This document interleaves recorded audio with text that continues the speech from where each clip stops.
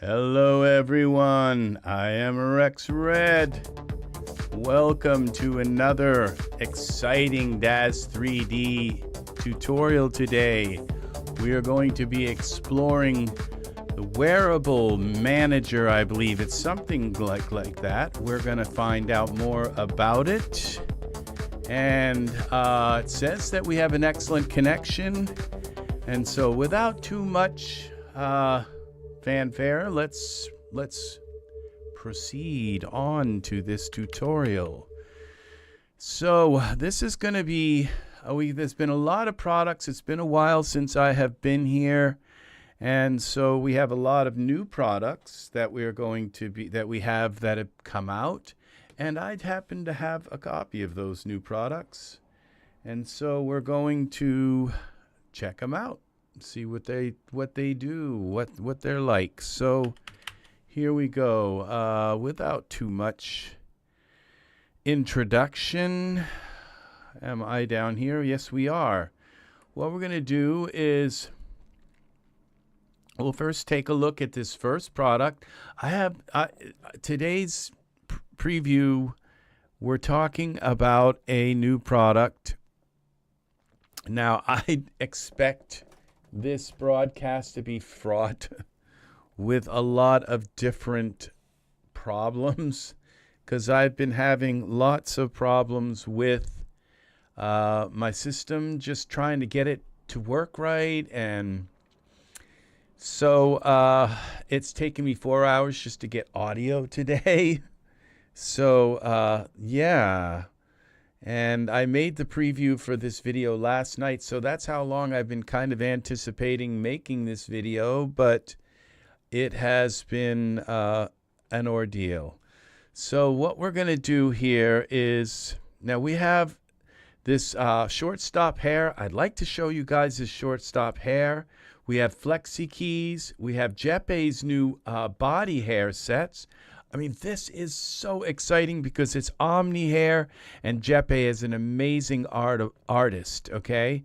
And these flexi keys are, again, another massive, amazing product. And then we get down into this Wearables Manager. I'm sure there's a bunch of other things. And then we have Ultra Scenery 2 has come out. I played with it a little bit last night, and if you think Ultra Scenery 1 was very computer intensive, Ultra Scenery 2 is much, much worse. So fiber content for unrivaled HD. And what I just didn't realize that was here, that we had this fiber content. What is that? Is it materials, anatomy? Okay, eyebrows. Okay, so this is the unrivaled hair. I've not been too thrilled with this product because I kind of expected the figure to look sort of like the image, and the figure doesn't look at all like the image. So it's just hideous. I'm not sure what is going on with this product, but it's not even representative. Like, I mean, this is Victoria. Victoria, her images, the promos look like she does. This, I don't know what this is, but something's wrong. Went terribly wrong with this product. Fix it, Daz. The figure is hideous. Something is wrong with it. Didn't come out right. It should never have been released looking so horrible. So, okay, so here we go. Now the Wearables Manager. We have to pick a figure. It won't be this guy, okay? So, you know, I just don't know what to say sometimes when these products come out. There are so few. It's like John. It's like, why wasn't he in Genesis 9? Okay, I mean, really. I mean, what is it so bad? Is the male product? Is it so bad? And if it is, you know, it's time to change and say It's time for quotas, okay? And no, you don't put out a few poses and then put out like, this massive like female dress or something, a male pose expressions pack. No, if you put out a clothing pack for females, then you have to put one out for males, okay? It's just like, that's the way it should be done, all right? It's that simple. It's gotten ridiculous. It's gotten down to the point where it's just completely ridiculous. So, it's like we get these beautiful ornate dresses and everything, and then we get like a shirt and some horrible shorts that come with it. It's like, I'm not buying that. So, yeah, it's no wonder why the male products don't sell. So we got to find out of these male figures, we got to find one that we can, that's kind of nice. So we'll try this red cats. It's just, there's always something wrong with it, with the figures. Okay, and a figure, okay, red cats. When you look at them, you say, oh, they forgot to change their chest to a male chest. He has breasts. Yeah. It's like that's what we're dealing with right now. The quality control for male figures is shitty. So, and that's the way it is.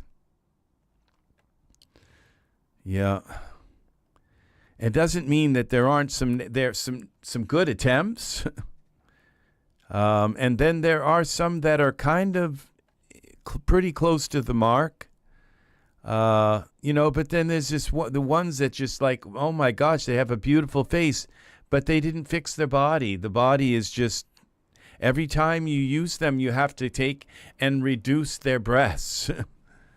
And it's on a male figure. It's like, okay. So, this is what we're dealing. And I'm kind of looking at this thing. I bet we're going to have the same problem with this, but I kind of don't think we will. But, I just, and that's one thing about this. He does kind of look like the figure. Okay. So at least they got that right. But it's just like looking at this figure. I know, yeah, it's just, he's just not that sweet looking, kind of goofy again. Just wow. It's like what we get for figures here. Okay, parameters. So we got to just kind of dial his face down so he doesn't look so stupid. So, all right, it's just, I don't know. But it does give you the ability to have something a little bit kind of drastic. But I guess that works there. Now, is the body's okay. The breasts look okay. I'd say he's just a little bit too toned, which is okay. So we'll just take the body down a little bit like this so that he just doesn't look quite so stringy looking. And I think that works just a little more off the head. Okay, and it looks like he's got female eyelashes. I can tell that, but maybe not. But I can kind of tell that all the way, even in, yeah, his eyelashes don't quite look right. Okay. So we're going to just get rid of them. Yeah, this is what we have to do. We have to masculinize our figures, okay? So that they look like a man, And I just wonder if the female figures, if they have that problem, they don't, okay? Because usually the breasts are like so gigantic, that you couldn't mistake them for a male. They're just completely oversexed.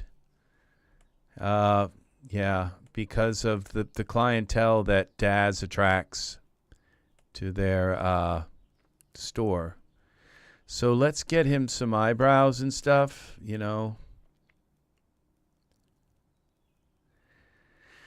Genesis 9. Okay, eyelashes. That's what it is, eyelashes. I guess the eyebrows are okay here. So we take the eyelashes and then we go into our scripts. And these are the closest things that I could find out of like all of the eyelashes. One set seemed to kind of look like a male set. So eyelashes, they called style straight. Okay, and they kind of work.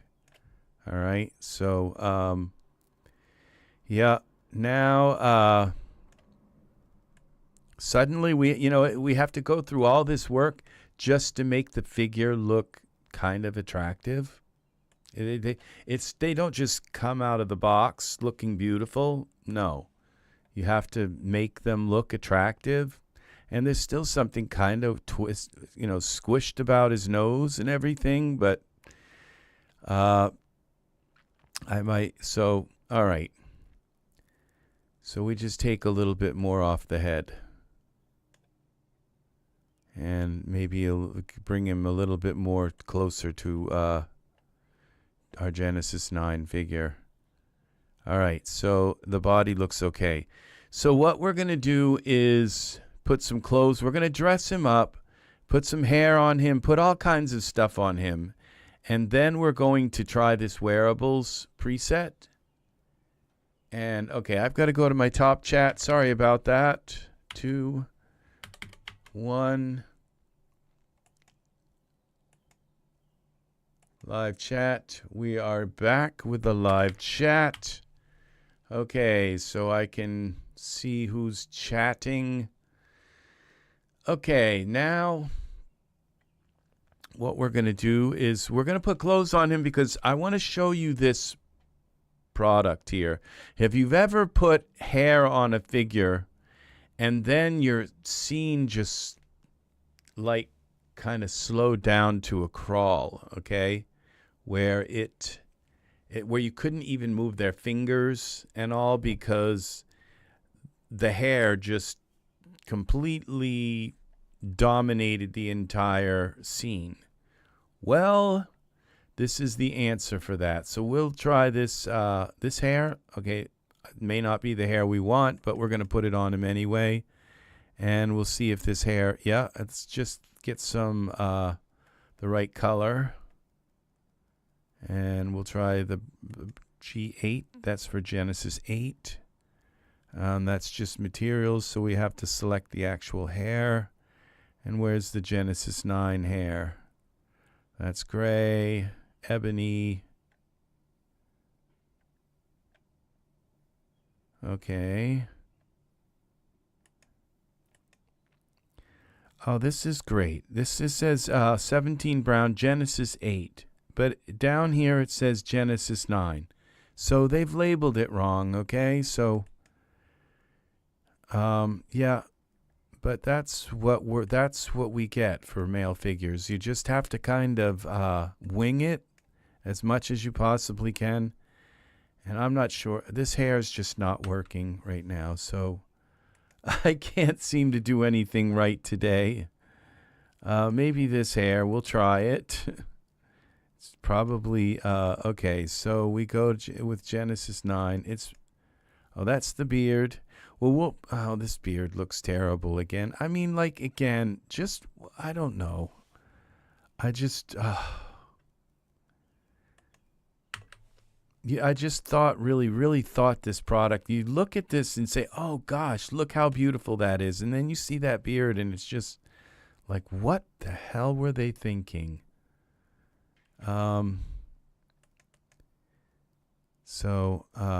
Yeah, and the same with the hair. It just kind of looks goofy. It doesn't fit him right. But let's see. We got to put something on him for hair. So we'll go to materials and the hair. Where's the hair? It's down here. A lot of colors.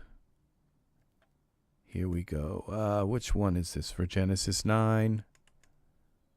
See how it looks. Okay, it kind of looks okay, but it's obviously not. And this is not deforce, which is nice.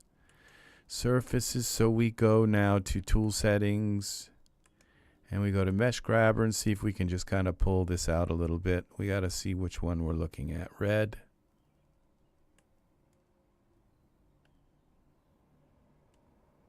And some red here. And we pull around back. See what we've got here. That looks okay. But this here doesn't. So we got to pull this out a little. And this. It's like I don't really mind the fact that it doesn't fit their head and all. That's what you kind of, unless it's deforce and then like what you're kind of stuck. But the top part, okay, so then we go to this hair, and I don't think that it has any. Okay, back up, okay, side, adjust side, adjust the top. Okay, that kind of works, but then we have to pull the hair back up again. Tools. Like this. Okay, have we got the top, or do we have to pull up the...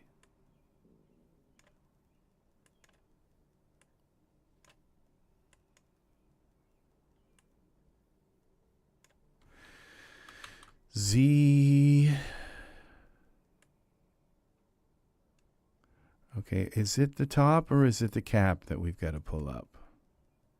No, it's all one thing, so we got to pull the whole thing up. Let's make this a little bigger, like 10. And let's just grab a hold of it here and pull the whole... Oh, I can't do work today. I'm just like completely... You know, I don't think it actually like even shrunk the hair. I think it just like drove it down into his skull. Is that really the way you make a morph? By just jamming the hair down into their skull? It's like, okay, there's a morph. And by the time you pull it back out of their skull with mesh grabber, it's like kind of the same size. So,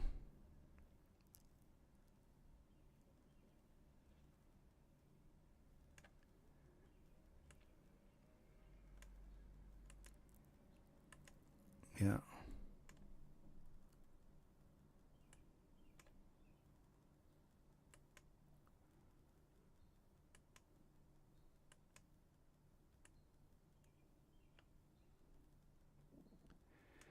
So, I guess if that's the kind of hair you're looking for, it's just that didn't at all look like a morph to me. Maybe it was to some degree, but okay.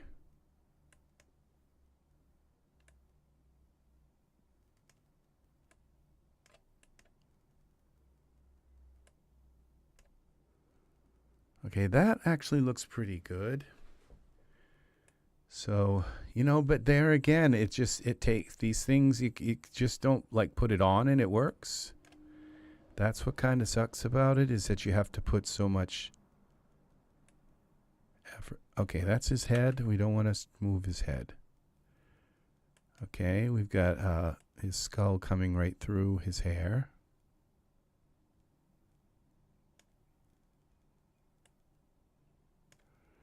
Okay, let's check the back. I think the back's okay. Yeah, I think it is. No, it's not. Okay, we got to pull this part up and out a little bit.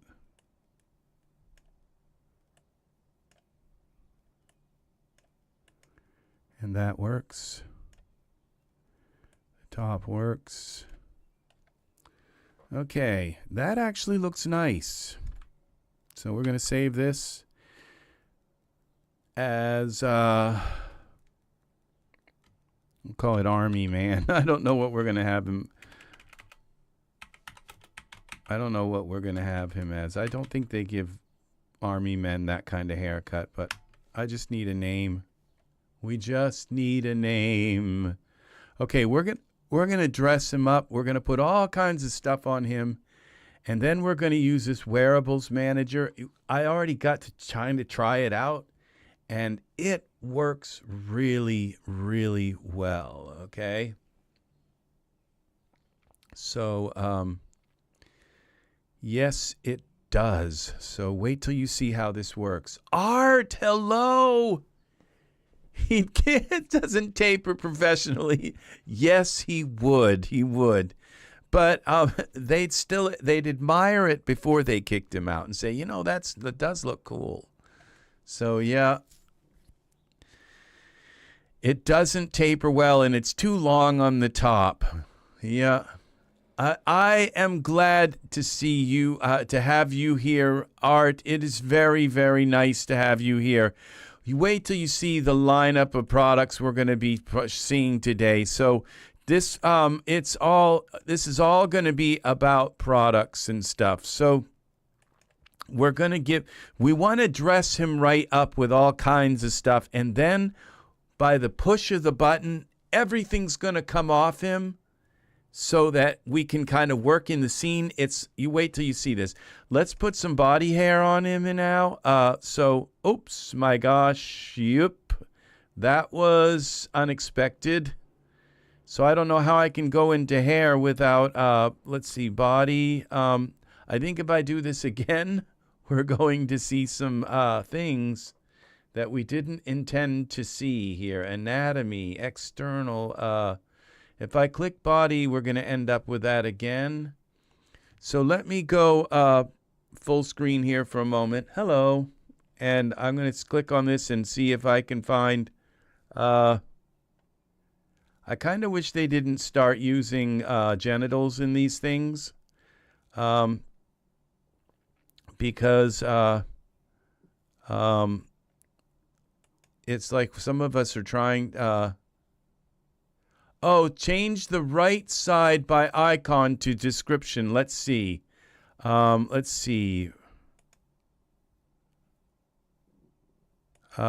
see how we do. Right click. Show cat. I don't see that. Where would I? Oh, sort by name. Sort by oldest first. It doesn't say the right side. Edit, unlock pane. Export product. Content preferences. Okay. Show by basic view, standard view. Let's see if that does it. No. Standard view. I'm not seeing the sort by description thing. It might not give you that option anymore. Stop, edit product, metadata, close pane. Export preferences, standard sync category. Sync filter text, sync filter by context.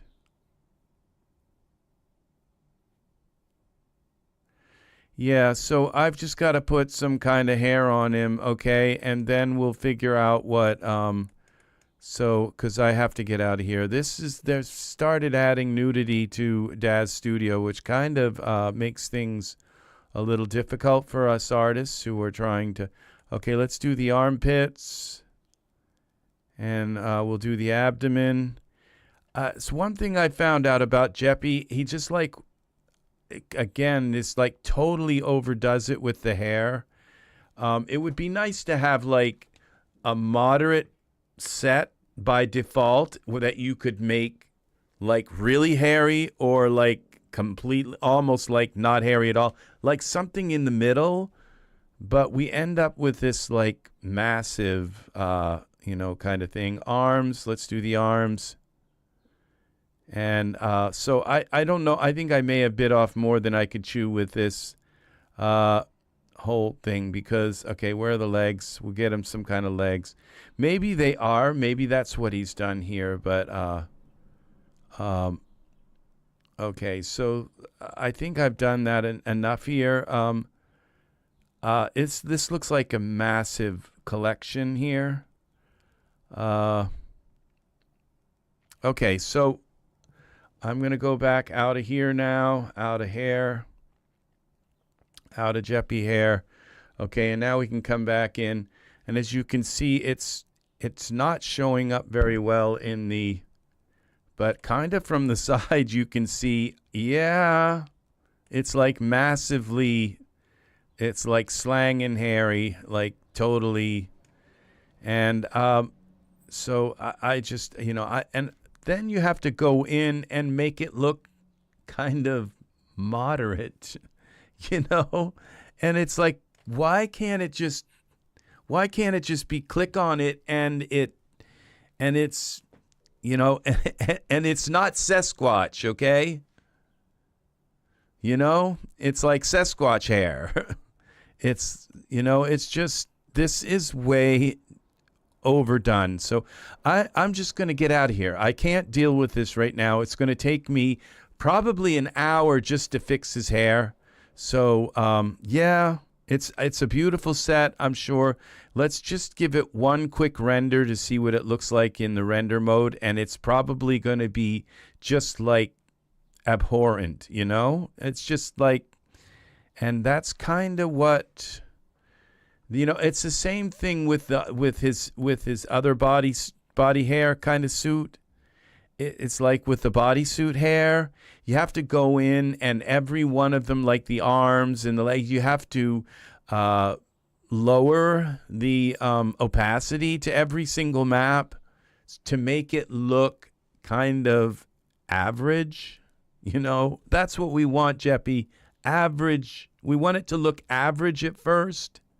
And then have the settings. So if we want to make them really hairy, yeah, we can do that. And if we want to make them just below average, like just a tiny bit of hair, we can go there. But this looks like it's just way overblown. And the thing is, the art and the amount of time that it went into making these is just amazing. It's like adjust back, adjust. And I'm not even really seeing, okay, surfaces. And I bet you can do just about everything under the sun with this hair. So we go and select like the chest hair, okay, and see what, yeah, see these are all, look at the amount of parameters you have to change the hair. But but just right out of the box, that's what we want, is right out of the box, it to look fabulous, and it's just doesn't. So let's see. Let's go to our render settings. We're at 2000. Okay, let's see what happens when we render this. Last night I went to render Ultra Scenery 2, and it just wouldn't even render on my computer. So, yeah. See, what is this? This isn't body hair. I got news for you. This is something just completely screwed up. So, yeah. So, no, we can't use this right now, okay? This is the head hair. Okay, I think this is the body hair. So, yeah, please give us something out of the box that works so that we don't have, so that we're at least in the ballpark with it. Yeah, what that was, I don't know what that was, but that was just horrible. And the nudity, the showing, anatomical elements, that's not really that necessary either. It's just like, what the hell? So I don't know. Okay, yeah, I mean, there should be just, I don't know, there should be, there probably is, there's probably some way to turn it off in DAZ, I don't know, so that you know, I don't know. So we've got to go to body hair and find something else other than that. Just something that works, that won't take 2 hours to fix. So he's 8-1.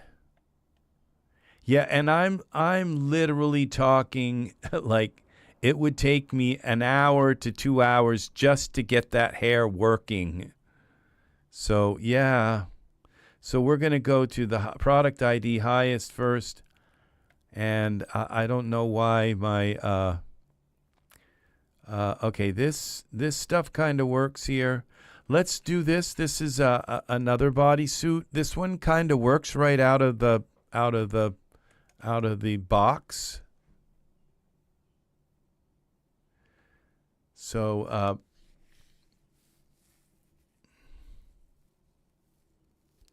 but you have to wait until, and this one even I have to bring it tone it down a little bit. So, but you have to wait until they snap to his body.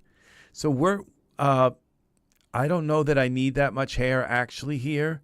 Now this hair also, I believe, is not iRay, which gives you the ability to come in and literally trim it and cut pieces off and do things to it so that they fit around your clothing and pants and stuff like that. So that actually snapped on much quicker than it has in the past. I don't know why it's snapped on much easier this time than it has. So, all right, we'll leave it kind of strong so that we can see kind of it disappear when we're using this. Okay, Marcus, do we have face hair from Mark? Beard apply, we'll apply his beard. We want to have as much stuff on him as we can so that when we, and that's going to take a moment to snap on. Now that looks really nice. Yeah. You know, sometimes you use these products and on one figure, it's like, what the hell were they thinking? It looks so terrible. And then you put them on another figure and it's like, oh my God, look at the artwork in that. So it really depends a lot on the figure you try it on. Also, so let's, like this hair definitely wouldn't work on some of the other figures. So now let's go into clothing and we'll, wardrobe. We're just going to get him some pants and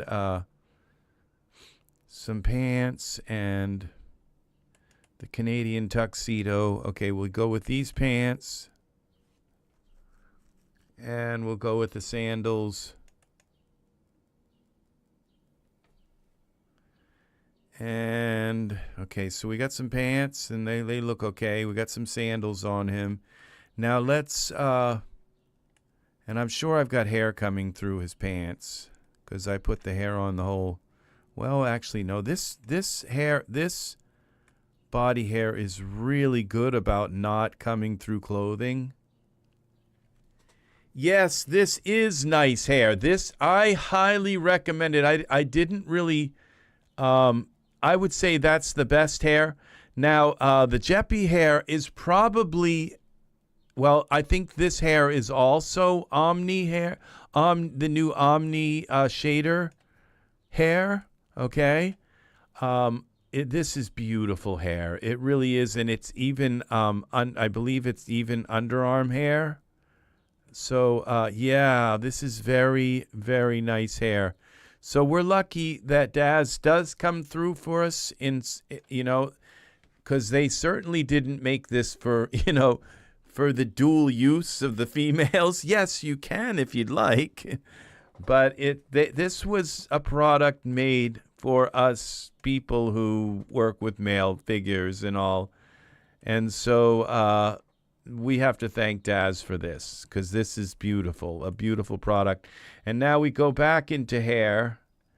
And welcome, Pat. Welcome, welcome. And we go back to hair and we go to body. And I'll I'll give a shout out to this product. This is called Genesis 9 Body and Vellus Hair. And this is this is my go-to product. Yes, it's Genesis 9 Body and Vellus Hair.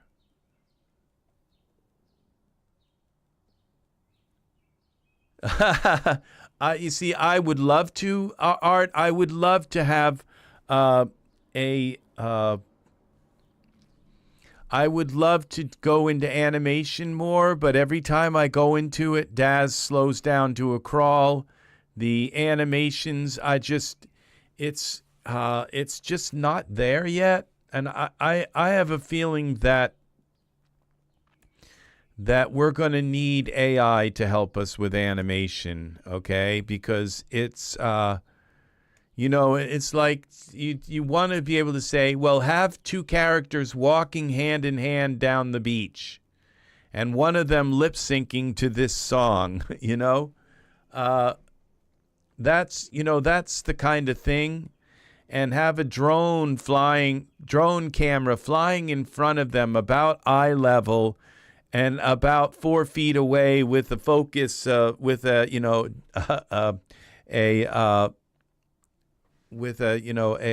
lens depth of, X, and it will do it, and so, because it's just like because the thing is I don't want to make animations with one person. I want 2 people, and that is just murder when it comes to trying to work in that environment in Daz with 2 figures. So yeah, all right, so we've got something. Let's just put him in a quick pose so he doesn't look so stiff here. We'll go to poses and we'll find him a Genesis. I've got 9,000 poses here that all of them fit Genesis 9. Let's find a pose for him just so he doesn't look like he's... I've got a lot of room to speak. I have never done one. I've done a few with animate, but never save them because I do it wrong. That's a good start, though. That is a very good start. So let's try this one. Yeah, you have a right to talk because a right to kind of go there, Pat. Art, you have the right to go there because, I do put myself out as if I'm some kind of expert here. And so it does, so I feel like, okay, now he's got a kind of weird twist to his body that I don't like here in this. It's okay, but let's see what else we can find. And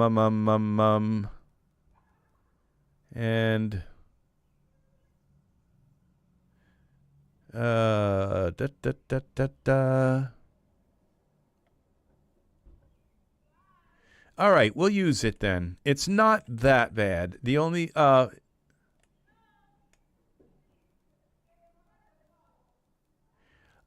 can you edit the animations you buy pre-made? You can, just like the poses and all, you can edit them. And the thing is that like I've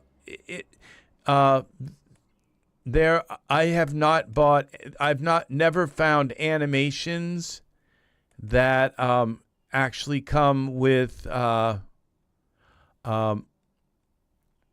I've not found animations that actually come with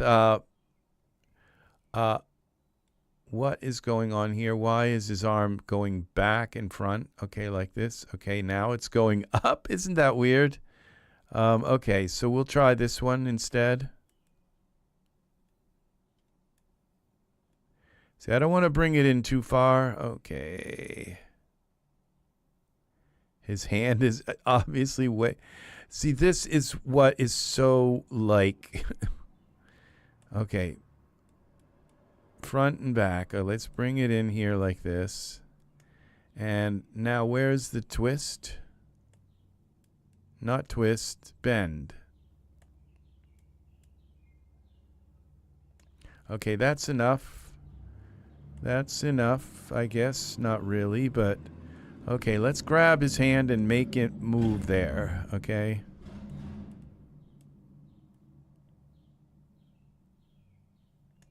Okay, that's better. That's one. And we got to pull it back. And I knew if I brought this in, his pants would like separate from. Okay, there's one.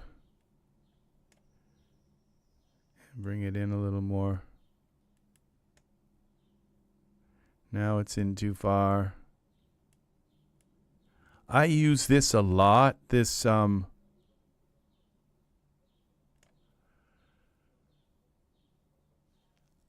leave us. So my camera's turned off. Oh no. Okay, I'll come back. Just a minute. I got to turn it back on. My camera, I think I've got to lower my frame rate. Okay, just a minute.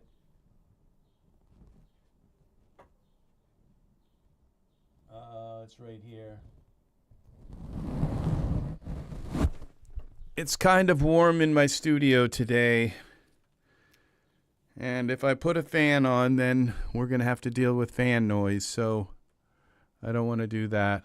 Okay, so what I'm going to do is restart this. And I'll just lower, if I lower the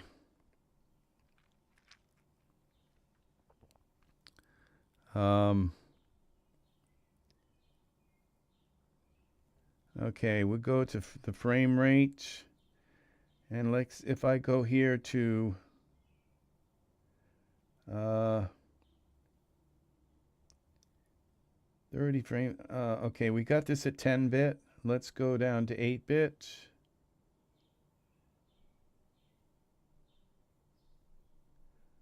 Okay, it's not going to let me pick it. Oh. All right, now let's try again. Nope. Oh my gosh. And now my, well, let's go down to, let's see if it'll let me go down to HD. No, this has been doing this lately, just not letting me change the parameters on my, okay, let's close that out again. Open it back up. Let's reconnect. Okay, and then go to here. Here. There we go. We're at a lower bit rate. That might help. Okay, let's go to here. I think my hair is getting cut off now. One. All right, let's go to this. Okay, that's a little better. Okay, am I back? Are we back? Let's see if this the camera will be kind to us. All right, it looks like his hair's kind of messing up again. What have we got? Maybe it's just the way it's looking here. But it looks like we've still got his hair coming through his scalp. It looks okay on that side, but this side doesn't look right. Yeah. So we select the Nick hair again. This hair. We go to Tool Settings. And we go to Mesh Grabber.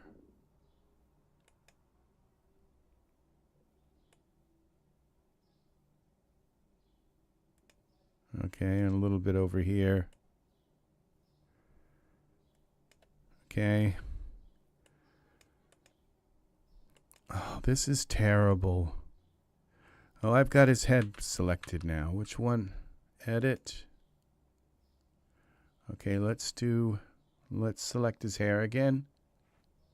Angus, welcome, welcome, welcome, friend. Welcome. I hope you had a good walk today. Yes, I did a little bit of walking. Walked up a gigantic hill. So that made up for a long walk. Save this, okay. A short walk. Very nice, very nice. Well, it's better than no walk at all. Yeah, it is. It is. Okay, so we got one more arm to kind of mess with. Let's see what's happening here. Okay, so we're just going to pull this arm in a little bit like this. Grab it very gently. Just bring it in a little bit like that. And hopefully it's not actually touching. Yeah, that's enough. Okay, and this looks like okay. I'm in camp, no walk. I had a surprise migraine. Oh no, this morning.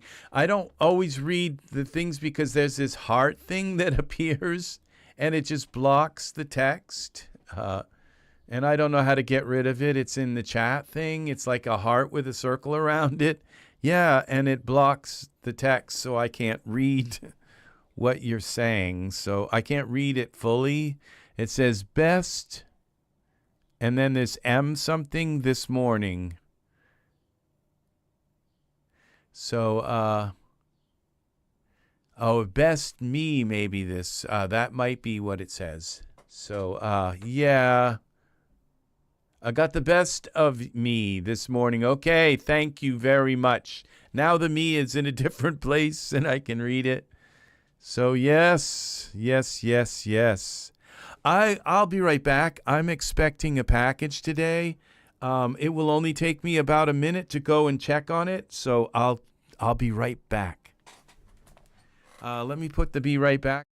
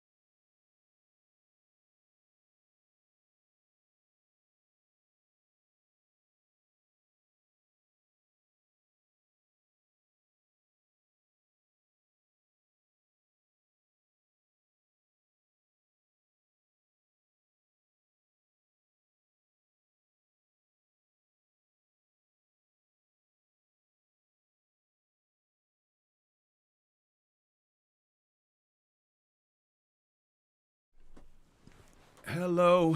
Oh, and my camera is turned off again. I don't know what I'm going to do about this now. It's just overheating now. Let's see. Where is the... there it is. Okay, we turn it off for a moment. So I have got to switch it down to... I've got to switch the camera down to a different resolution here. So let's see what we've got here. Okay, now let's see if we can restart this and see if it'll let me switch the screen down to a lower resolution here. Restart. Come on. Connect camera to Wi-Fi network. Okay, frames per second. Let's go down to HD, 30 frames per second, 8-bit, 16 million. Okay. That may have done it. That may do it. Okay. It sounds familiar. Practicing my old school terminology. Bested me. Oh yeah, that sounds Disney. Yeah, I know it's I'm quite sure. Oh my gosh, we've lost our camera again. What is going on with this? Okay, all right, it's still going. It's actually just disconnected from my computer, which is okay. As long as it's still going, we're all set then. It looks like we're still going here at it. So the arms are good here. We'll save this. And now what we're going to do is now that we have a character, click on the little vertical dots above in chat to turn off reactions. Let me go up there. Okay. Thank you, Pat. Thank you very much. Let me see if I can do that. Control 1. And we go up top. Reactions. Ah, that's nice. That works. That is to the rescue. I hope I still get I hope they still come up, that I can see when people are leaving reactions, because those are nice. But the big heart there is just like blocks. I've not been known what to do about that for a long time. So if I don't thank you for the reactions, you'll know why. And Angus has probably got the best thing. He just puts a little smiley right in the, so that works. So that is very good to know. Yes. So because it's been obliterating my view. that's a cute little SpongeBob icon. Very nice. So, okay, I'm going to show you, we're going to get to the magic here now, because that's what I try to bring is some magic. But turn it back on if needed. That's okay. Yeah, I can see that. So what we're going to do now is I should be able to, with one click, take off all his body hair, his beard, maybe even his eyebrows, I'm not sure, his head hair, and his pants and shoes, all in one very quick little click. Okay? And in one click, we can bring it all back. And that is up here. I'll show you the product here. It's called Wearables Manager. And it is brand new. It's just come out. I think it's on sale about 30% off now. But isn't this a big help? It is a very big help. So we go down here to the wearables. In one click, it's just, okay, we got to go up to default because it's at the top. I also have it in my favorites here. It says wearables. But I'll show you the product and how this works here. And then maybe we can use this character here to go on to the next thing. But, okay, we'll go down through here, and we're looking for something here called wearables. Where is it? No, it's not down that far. It's not. Okay, here it is. Wearables Manager. Now you go into the utilities. And this Wearables Manager full documents. Okay, I'm not sure where it is. I don't know that it actually gave me a script.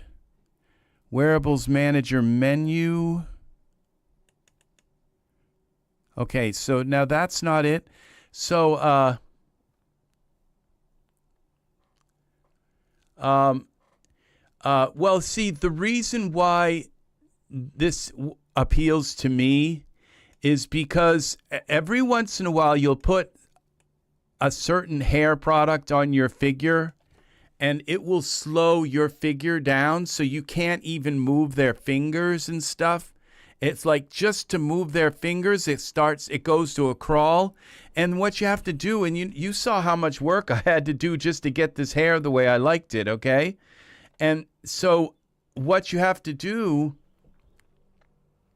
is you actually have to delete the hair from the scene to get to so that you can move your figure around again and pose and perfect the pose and especially if you're trying to animate something. You've got all this clothing and all this stuff, and all you're really trying to do is get your figure in the right thing. So what you do is you just select your figure like this. And let's get him up a little bit higher so you can see that it's going to take the pants off too. And it says Wearables Manager, take off. You select your figure, take off. Okay? And did you see how quick that was? Eyebrows, eyelashes, everything gone. So yeah, just like that. And you don't have to set a folder. Yeah. It's just like, and then you can, then you can work on your, it puts it in its own proprietary folder, so you don't even have to set the folder location or anything. And then what do? Then you just come to this icon and you double click on it, okay? And back, just like that, quicker than you could load that stuff in. And it works perfectly.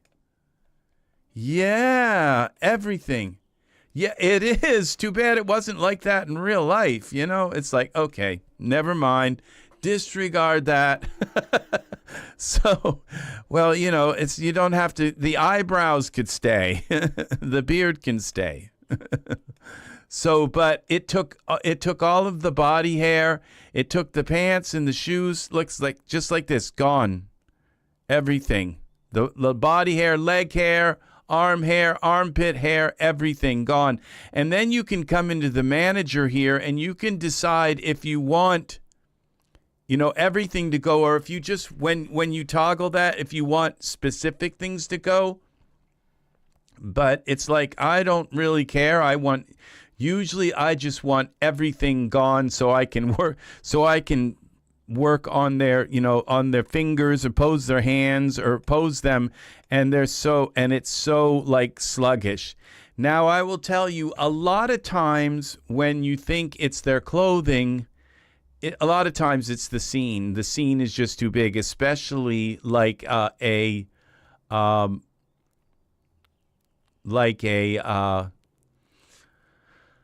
ultra scenery scene or something like that. It's just so big. The scene is so big that you can't move your figure, and then you have to just come in here and you just click on this and hold the control key and click on this, select your scene and click on this little eye thing, and your scene will disappear. Then you can go back to editing your figure and manipulating it. Sometimes it's not their clothing, but sometimes it's just as simple as putting a certain hair product on them, and suddenly you can't move them. You just can't move their hands. You can't move. And this is a very, very, very valuable. I will use this probably every scene, just about every scene that I make, because especially what if you have two figures in your scene and they're all dressed and they both have clothes and they both have their hair, And sometimes you put the hair on and it's just one figure that you can't move. And what you have to do is delete their hair, and then you have to go find the hair, put it back on, put the color back on the hair, do all this stuff, repose it, remorph it, do all this stuff. Yeah, and this is just as easy as could be. You just basically click it, double click it, and select them and everything, and you're ready. And it really works. It just takes it right out of the scene. It takes it right out of the RAM. It takes it, and then you just basically, you double click it again, and it's all right back. Yeah, I don't know. That is exactly art. It's like magic. It's just like magic. So this is an amazing product. So I just thought I would share that with you guys all. Now, this Jeppy's D-Force hair, I know that I don't, somewhere my mic is distorting, and I'm not sure exactly where it is, but I know that this, probably it's distorting up in there. I have a limiter on, but if I just don't talk so loud, it will probably get by here. But I know that this is a really great product. So what I'm going to do is I'm going to save our Army Man. Again, save him scene. We'll save him. We'll go Army Man 2 and accept, so that we can kind of mess with this. Now I have another product here. Okay, I'd like to show you guys this hair product, okay?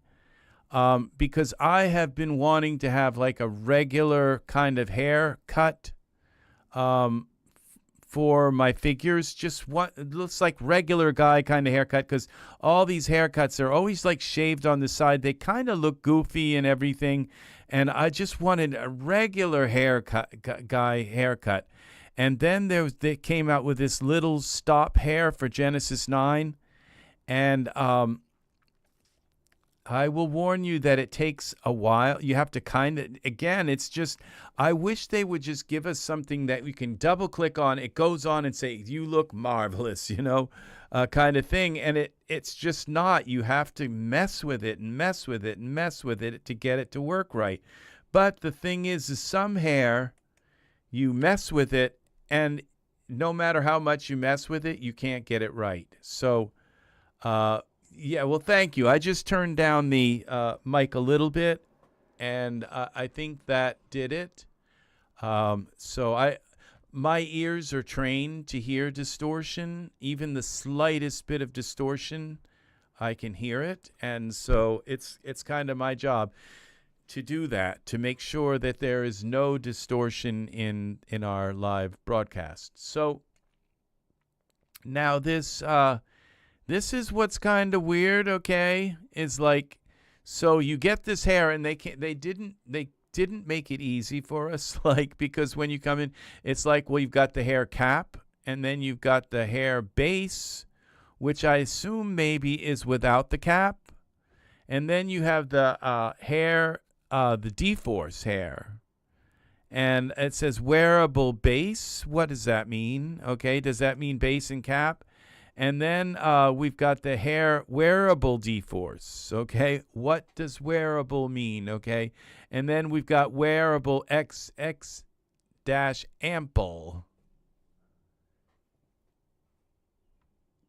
I saw the preview, and it looks nice. Wow. You see, I have been asking for the update to Mesh Grabber. You probably know that, 3D Madness, that I have been asking and for the update that would give us smoothing tools.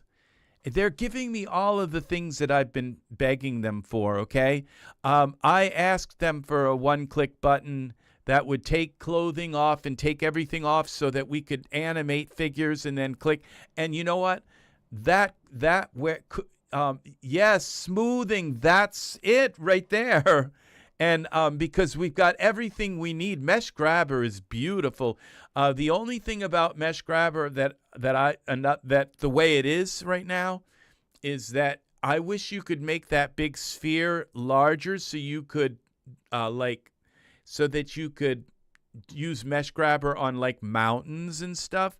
But that little ball only gets so big, and it would be nice if you could like add like an X10 kind of factor to it so that you could move mountains with it, okay? Because it's just, it gets big, but it's not big enough to move mountains. And sometimes you want to just kind of squish that part of the mountain in, and you want to kind of move and raise that big part of the mountain up. And it's and it's just, it's too small.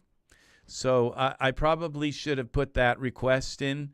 But if we get mesh smoothing tools, I'll shut up for a while, okay? And then I'll come in and ask for them to be able to make the sphere bigger. But as you well know, I use Mesh Grabber probably I've already used it like 10 times in this. I've already used it in this scene. So So thank you very much, 3D Madness. How did you get a preview to Mesh Grabber? I wish I was in on that little conversation. Just a little teeny fly on the wall. I could be a 3D fly. I can be very, very, very quiet about things. So, but I would love to have YouTube has a preview now?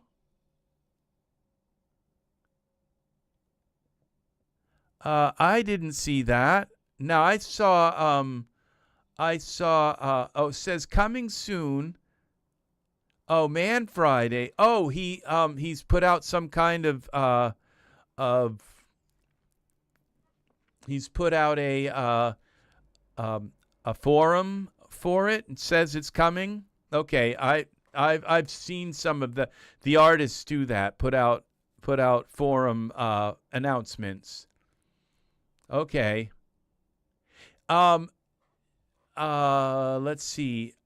You can try it. It used to pop up and like ask me if I wanted to allow the link. If you can put the link in, I would love to see it. Let's see. How could I get it to my other computer though? Because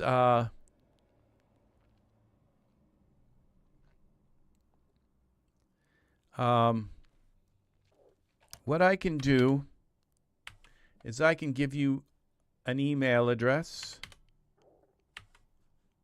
here.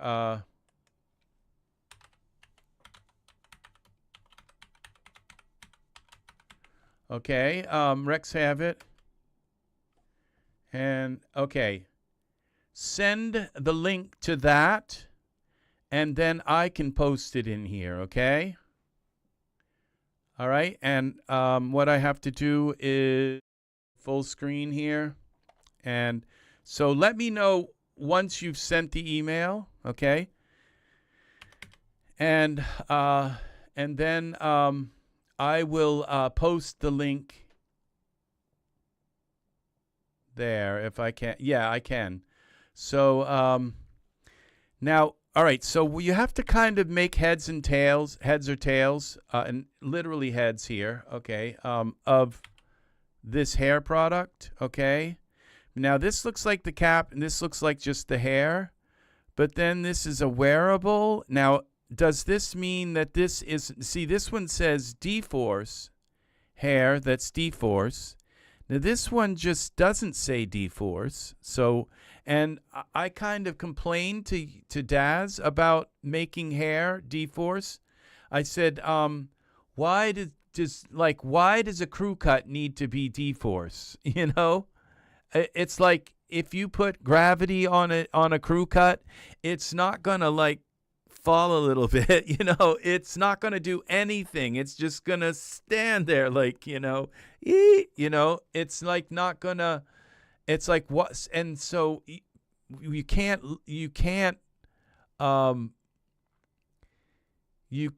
then edit it with Mesh Grabber or Geometry Editor or anything because it's D-Force, and D-Force isn't actual geometry. And so they've started putting out hair that's both D-Force and non-D-Force, so you can have a choice of which one you want to work with. They've been doing that with a lot of products, and I love that. I love it when you have the choice of the same hair where you can say, do you want to use it as D-Force hair or not D-Force hair? And there's a good reason why you wouldn't want to use it as D-Force, because it's not geometry if it's D-Force. So you can't use Geometry Editor, you can't use Mesh Grabber, sometimes you can grab the skull cap, but that's it. And you can't grab the actual hair and move it around. I mean, being able to do that with Mesh Grabber, I just was able to fix that hair that was all messed up. Okay, very good. Now I'm going to go full screen so I can open my email here. And then I will gather the link and we will share it with everybody here, okay? So inbox, okay, and this would be probably in my, yes, I got it here, okay. And now I'll open the link. Visit link. Okay, visit link. And, okay, Mesh Grabber 4. Ooh, okay. Did you hear that? that sounded like some, that, what was that famous composer there? Philip Glass? Yeah, all right. So let's see now. I have to be able to now go over to my other computer. Just a moment. We'll watch this together, but I'll also link you guys to the to it. So over here, and if I open up my here Mesh Grabber, and there it is. Okay, so we got a copy. I'm hoping, I'm really, really, really, really hoping that this is going to have mesh smoothing. Okay, so link sent. Okay, here is the link, people. I am allowed to send links. Okay. All right. I believe that's the link. Now what we're going to do is I'm going to go and close my email down. I just try to keep my email not like open. I'm going to put that in my important items. Okay, and now you won't go to my junk mail from now on. Okay. Okay. All right. So now let's go back here and let's see what this is here.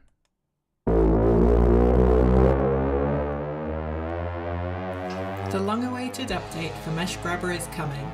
Version 4.0 will bring you scaling, strand-based hair, soft selections, sculpting, smoothing, and symmetry. Oh my gosh! Mesh Grabber has been one of the most popular plugins for DAZ Studio since its initial release. We got to read that. We got to see. Okay. 4.0 will bring you scaling, strand-based hair, soft selections, sculpting, smoothing, and symmetry. Okay, strand-based hair. So you can actually grab. That was a lot to unpack in one little. I hope you guys can hear this. Can you hear this? Let me see. If I stop talking. Mesh Grabber has been one of the Yes, it is. You guys can hear this. So, all right, cool. Popular plugins for DAZ Studio since its initial release in 2019. Wow, Initially, it's been Mesh that Grabber long. could move vertices with a gizmo, which was already useful to quickly fix poke-through in clothing. You can select vertices, edges, or polygons in the scene, and then a gizmo appears with which you can move I've probably the used selected 1,000 hours vertices worth of around. The gizmo will not in only Mesh move Grabber. the geometry that you selected, but also calculate affected vertices around the selected geometry with a fall-off circle. With version 2, Mesh Grabber learned rotations. These work a little differently because in order to rotate, they work just horribly. dragging a gizmo along a distance is not enough. A rotation needs both an axis and an angle. In Mesh Grabber, this can be done by first moving the gizmo to where the axis should be. Then use the gizmo's rotation handles to rotate the selected geometry around that axis. Well, I mean, the thing about it, it's so sensitive. The rotation, you rotate it and their nose just like twists around 3 times, you know.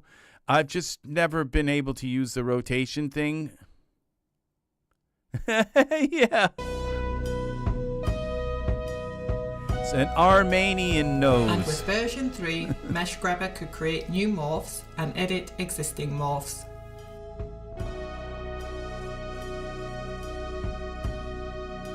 So here we go.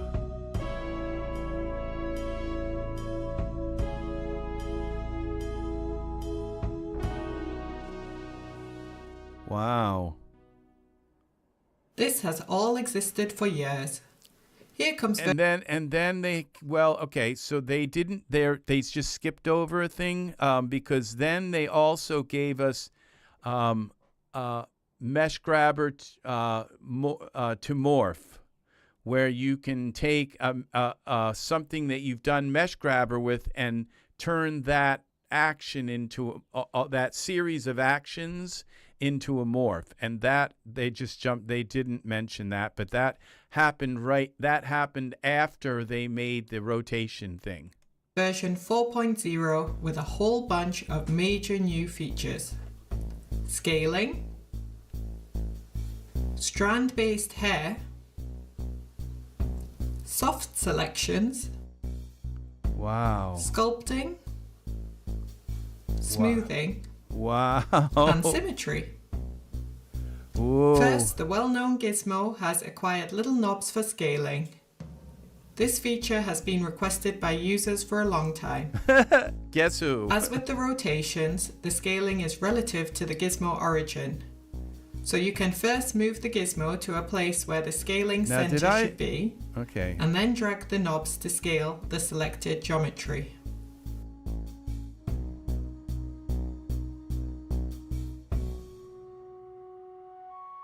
Also, Mesh Grabber now supports strand-based or D-force hair. Oh wow! Previously, Mesh Grabber could not see the polylines that strand-based hair is built from. Now it can. You can select the vertices in the hair strands and move, rotate, and scale them like any other mesh.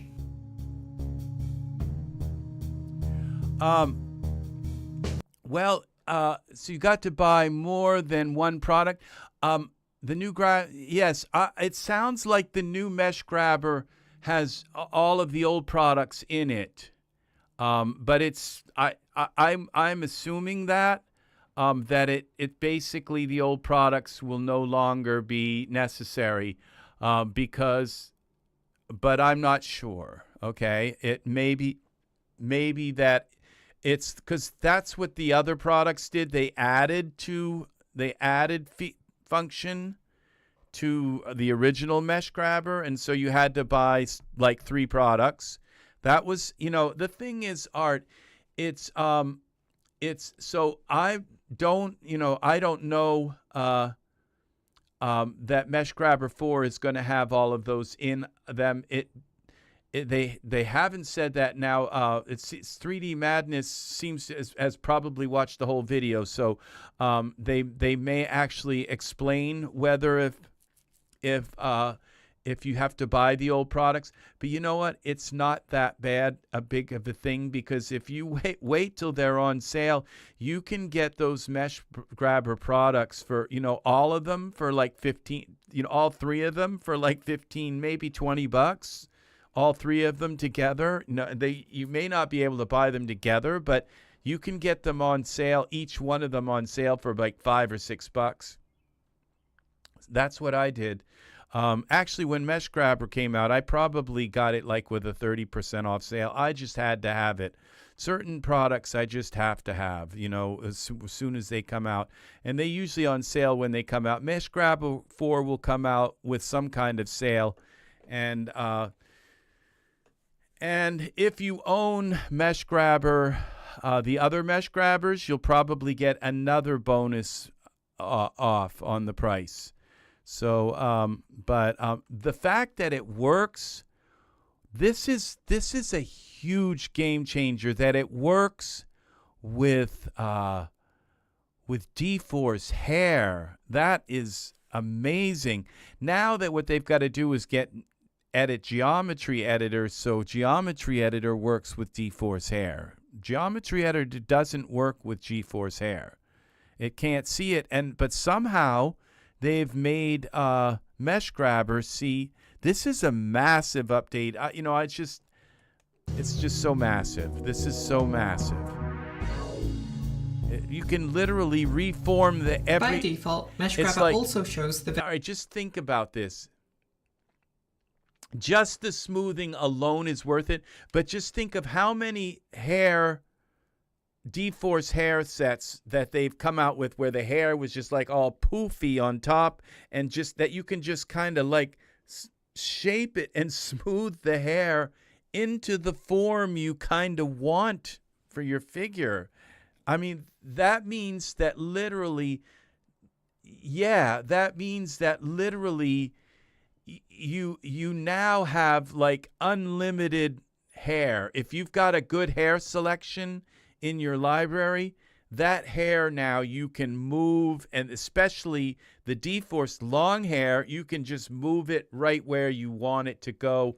Before, when you would go to use Mesh Grabber on D-Force hair, it wouldn't select it at all. It just wouldn't select it. You'd go to click on the hair and it'd select their head, and it wouldn't select the hair. So this is amazing. Vertices that are affected by your selection as a soft selection, with a gradient that illustrates which vertices will be deformed most when you drag the gizmo. Wow. This you can modify the... This brings Daz in, up to the level.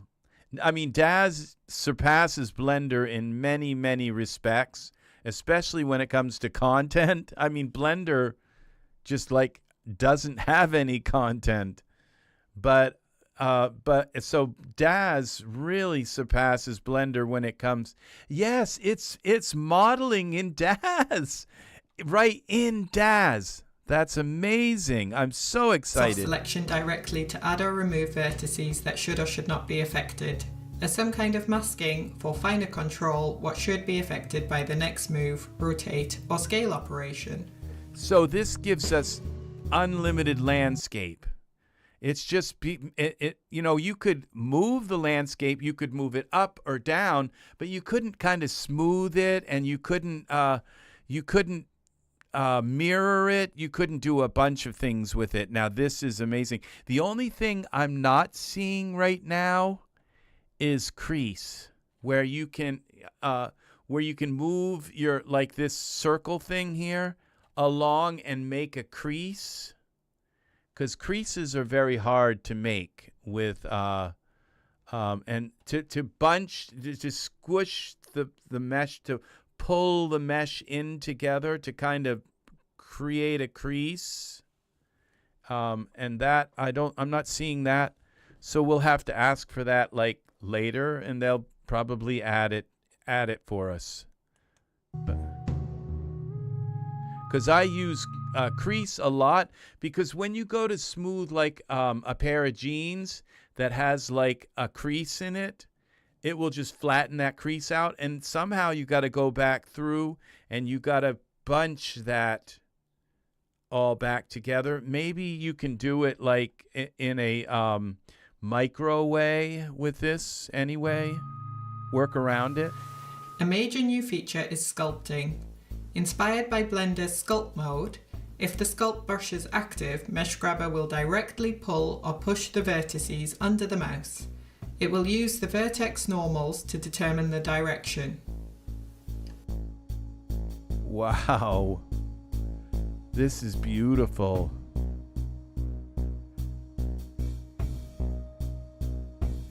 So, yeah, this is so exciting, because this just totally gives us everything we need.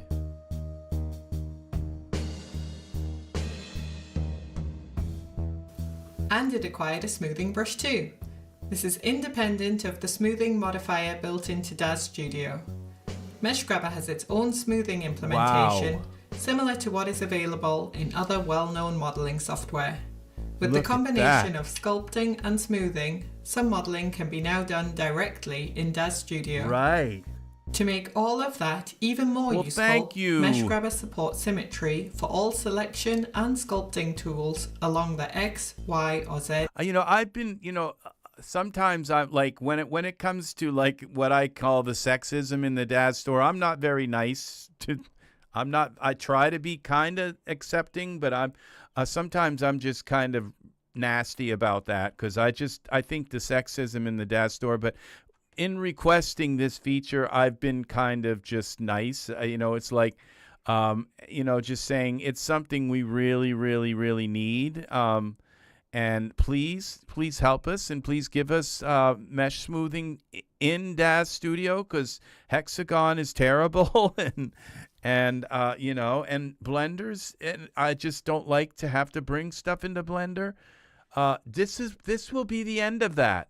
Pretty much so many times when you think, oh God, I've got to save it as an OBJ and I got to bring it into Blender or save it as an FBX and bring it in and then export it back out and figure out what folder I'm going to put it in and all this stuff. It's just, wow, this is so exciting. When is this come? This was put out 3 weeks ago. So probably within the next month, we'll get this. I will be buying this the very day it comes out. Yeah. So I have to have this. Scaling. Okay. Smoothing. Morph support. Symmetry. Lasso selection. Okay. The only thing I'm not seeing is is making creases. That's a very important one. That's one that I really love in so there might be a way around that by making it really small and just kind of pushing, nudging things over. So that's the thing. Where there's one tool, and that's kind of like the way I've thought. It's like where there's Mesh Grabber, where you can grab the mesh. Then there's probably going to be the ability to smooth the mesh and to do these other sculpt the mesh and so this is very, very, very, very exciting. Axes. This works not only on truly symmetrical meshes, but will try to find mirror vertices in any mesh through proximity matching. Wow, look at that. Wow. All of these new tools work with Mesh Grabber's existing morph support. Wow. You can make morphs for D-Force hair, you can make morphs from your sculpting, you can use the smoothing brush to make smoothing morphs for only a small part of the mesh without having to turn on the smoothing modifier for an entire scene. Right, wow. Just as an example, one very useful use case for Mesh Grabber is complicated clothing She pulled it out a little too far. DAZ Studio's D-Force is fantastic and a lot of fun, but it likes to explode meshes when they intersect. With Mesh Grabber, you can fix such collisions before the simulation by creating a quick before sim morph. Then, after running the simulation, you can not only fix problems in the simulation result, but also smooth areas strategically without having to turn on DAZ Studio smoothing modifier for everything. Yeah, For advanced simulations using the animation timeline, you can even create specific morphs that are turned on temporarily. Did you see what it looks like? Looks what she did. For advanced simulations using the animation timeline. That right there. Oh, I don't know if that was smoothing, but it almost looked like it was like creating a crease. Okay, so it's probably just smoothing. Result, but also smooth areas strategically without having to turn on DAZ Studio smoothing modifier for everything. For advanced simulations using the animation timeline, you can even create specific morphs that are turned on temporarily during the animation. Oh yeah, wow, see that's amazing right there. Yeah. Lots of other little things have been added, like lasso selection and full undo for all operations, including Wow. selection changes, sculpting and smoothing, and symmetry. Well, I mean, you can scale the gizmo, you just can't scale, you can already scale the gizmo, but it's just like if you want to scale it for a mountain, it just, it only goes so big. You can scale the gizmo. The gizmo is that little X, Y, and Z thing, and you can scale that. You can see it right here where it says, gizmo. See where it says size and gain? Now, there might be a way of going in and also turning off limits, but I've never been able to find anything like that where you could turn off the limits on the gain. So the gain only goes up so high, and the gain is the size of the sphere, and I believe is the size of the sphere, where the gizmo is the size of the X, Y, and Z. And you can definitely size that, but there again, it only goes so high. So,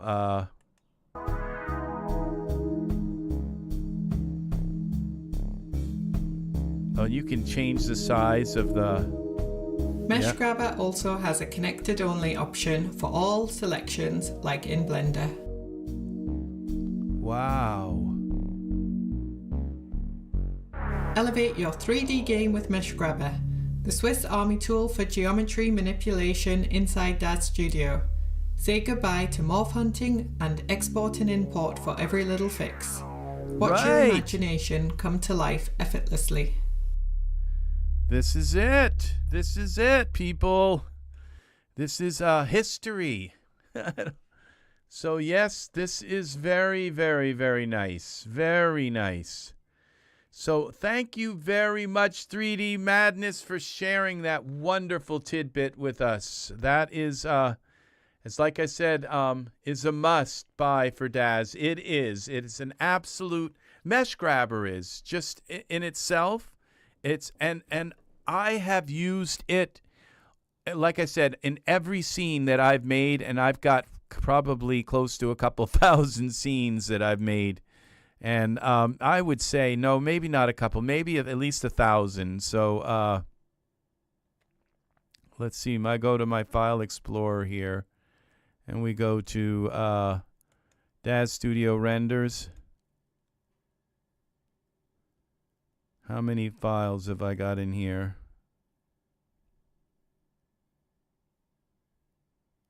Yeah, that's 3,000 items. So it's probably at least 1,000 scenes that I've made. That's my project folder. So yeah, it's not 3,000 scenes, but it might be close to a couple thousand. So over the last 6 years, I was working in Bryce 20 years ago. So yeah, all right. So we're gonna go back to this. Thank you, 3D Madness. It's like, wow, I don't know if I'm gonna be able to sleep or get any kind of, rest, until that comes out. Knowing that it's been pretty much been made already, and now it's just a matter of waiting for it to come out. And so yeah, that's very awesome. So this D-Force hair that we can't use Mesh Grabber on, we will be able to see this, how it sticks out up here. I'd like to be able to move that around a little bit, okay? The hair X combo, okay? Wearable X combo. What's that mean, okay? See, so I don't know what these mean here. And this probably comes with some kind. This hair, is so amazing because it's just it's got so much. Look at the different things you can do with it. Patchy cap. One thing I found with the cap. Look at all of this stuff you can do with this hair. Okay. So let's try putting it on him. Okay, so this hair is just like it's a definite buy, and with the new mesh grabber coming out, that means you'll be able to just shape the front of this hair, kind of maybe pull a little piece down and give him a curl in the front that hangs down. You can already kind of do that because this came with a ton of meshes. This is like the dream hair for your male figure. Okay, this is like the best hair that I think has ever been made for a Daz figure. Okay, this is the best hair that's ever been made for a Daz figure, probably hands down. Now, when I put him into iRay mode, it's probably going to look terrible. It's probably going to be the wrong color. It's going to, you know, the thing is, yeah, it's not bad. Okay. And you look at it from the side. Okay, wearable combo. This is actually, you see, and to me, this kind of looks goofy. And this needs mesh grabber to kind of pull it in a little bit, to rein it in a little bit. Now, they do have all kinds of morphs. But this just looks terrible. Now, the side doesn't look too bad, but you've got so many parameters. Now, like all this shaping stuff, so I can just click on the hair and let's see, click on the hair. And we don't have like a ton of them, but there's a good amount of them. This might be the default one, but let's see. That is the default one. And then we've got this one, which kind of looks... All right, what's wrong? Oh, I've got the cap selected. That's why. We've got to select the hair itself. And then look at... So that is the default. And then this kind of looks a little bit like punk rock style. He's a rocker. So it's just way too much in the front. It's like, but you know, but the thing is that you can, you can mess with it. Now, that looks kind of goofy too. And then we've got this one that's goofy. And I think this one's goofy too. But this one brings it almost into the realm of usable. Okay. And from here, then you have all kinds of options. Okay. And so I think that's the lowest it goes here to size wise. But then you've got some other ones. These are like with with a little bit of a clumping kind of thing going on. Oh, this one brings it way down. This is the one that brings it kind of into the realm. And then you can also mess with his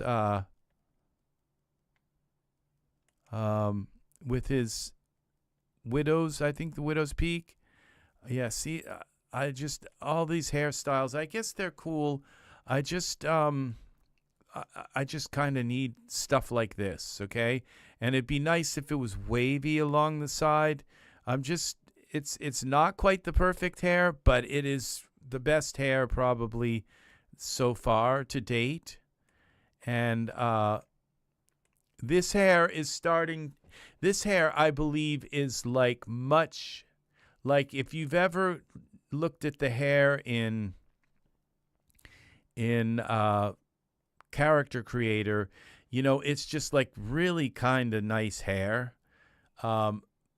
This hair you can do so much more with this hair than what you can do in Character Creator with the hair that they make. And they have some very nice styles, but this hair just completely eclipses anything you can do with the hair in Character Creator.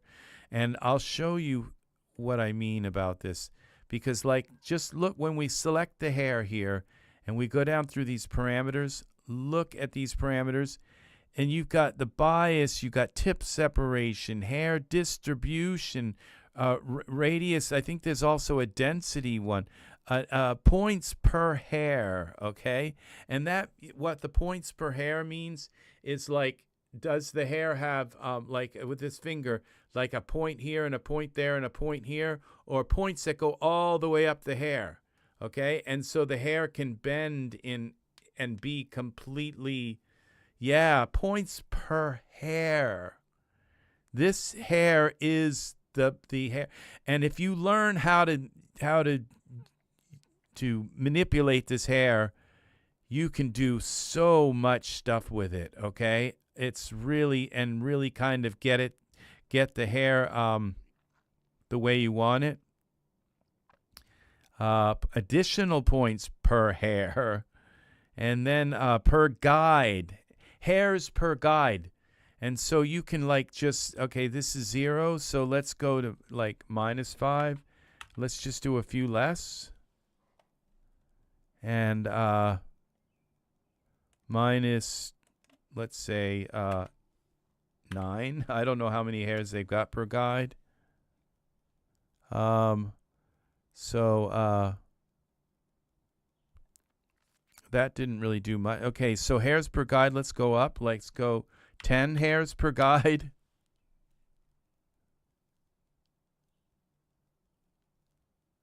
Yeah, see, this is really nice hair, okay? And so I'm not sure that that's working, hairs per guide. Okay, okay. I think what's wrong is, you see, you have to maybe select a lot of these separately. Like right now it says points per hair. There's 25 points per hair on this stuff. Hairs per guide, let's go 4. And then we go here. Let's just select all of these like that and bring them all up to 4, and we can make his hair really kind of thick. Yeah, look how thick that made his hair. And then you've got all the stuff like shine, but then you go into parameters and look at what you can do with this hair. Look at all the different taper, the fringe, strand separation, fringe. You've got hang split, fringe hang. I think the fringe is in the front. Fringe hang. Yeah, look. See, look at this. See? Isn't this like cool? So if you don't like that kind of stuffy looking hair in the front, you can just bring it down a little bit.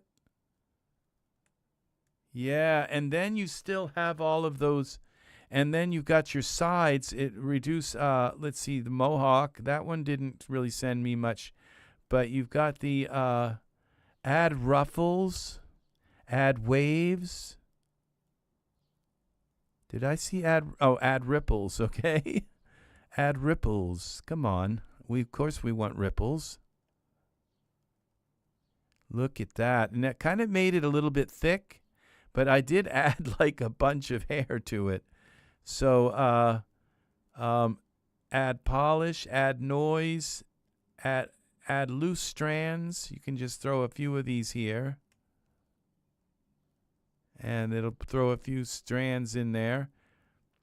And length shorter, length longer, length on the bottom, add length to the bottom. To this part here. So yeah, this hair, and now I think it's a little bit thick. I think there's a flyaway clumping, add clumping. Clumping is always kind of good to give it a little bit more character. And like in the same way that you have hair, now that looks pretty good, you know? And the same way that you have hair where if you add too many morphs to their face and everything, it kind of messes up. You can kind of overdo it with some of these things. Now, but that, like I said, this hair, I wanted to show you these things, these new things that are coming out. They're all coming out like now, all these amazing things, okay? Another thing, I went into the Daz forums and I asked them, because usually when I ask for things, they're pretty reasonable requests. They're well thought out. They're problems that I have encountered and just kind of like really, really, it's like it's like we've had a number of people ask us for this, and it's like, no, you've had one, and it's me. And when I ask for something, I ask big. So, and that's the thing is, because I looked and I didn't see anybody else asking for mesh smoothing in Daz Studio. So, but the at length. So this so another thing. Okay, so we're gonna save this. So this they also I'll show you that you have also. There was another thing. Now, talk about hair this hair could probably make your character slow down to a crawl so you can't move their fingers. Welcome, Chris. Welcome. You just missed 3D Madness's contribution to this post that Mesh Grabber 4 is coming out. I don't know if you knew about that, but if you look up in the chat, there's a link to now I can't remember his name, Man Friday's video. Yeah, see, I'm the last person to hear about it, and I'm the one who's been screaming the most for it. But that's why I have you all here, so you can tell me that it's coming, that we have Mesh Grabber 4 coming. So I am so excited because I believe that probably you'll be able to turn any of those meshes into morphs. And that's what they said. You'll be able to turn them into morphs and use them as your figure is animating, because you go and you just move your figure a little bit, like swing their leg over, and all of a sudden the pelvis area of your pants just go completely haywire. And you've got to go in and edit that area and then create another morph. That's the way it works, because you know what? There's got to be some kind of better solution than weight maps. Weight maps, are just are like, they're so temperamental. They just don't seem to. I don't know. Weight maps need to become AI weight maps. There's got to be a better solution to weight maps, and it's just because clothing doesn't do what it's supposed to. This figure looks utterly just beautiful right there. It's just like, oh my gosh, that's just really beautiful. The side needs to be a little wavy. Okay, it's like this particular hair, it just kind of comes out like and sticks out on the sides. But they do have you can add more points to it, I guess. And and this clumping, and there's stuff here to do. There was also things with the now if you go into the product itself and the shaping, there was here we go to hair. There's where is it? Materials. Okay, there. I don't know if this was for. Okay, this right here where you start with the width of the hairline, so you can kind of mess with the hairline. Let's see. Is this? But I'm wondering if this is the skull cap, or whether if it's part of the let's see what it does. Yeah, let's bring this in. This would be the closest. Yeah, see, I think it just makes the hair more thicker there. But right now, if okay, it does. It just makes it come out of this. So this is nice. It makes it finer. Okay, the hair, which is really nice, because that's what's. Look at that. See, this is just amazing, this hair. And the thing is that what you do, this. Now, I don't think this particular hair here, you go to Geometry Editor. No, it won't let you. See, and this is where Mesh Grabber is going to come in, because anytime overkill, it will probably look bad. Yeah, you can bring it. That's the thing, is you can bring it into a sweet spot, and you can't do that with many hair products.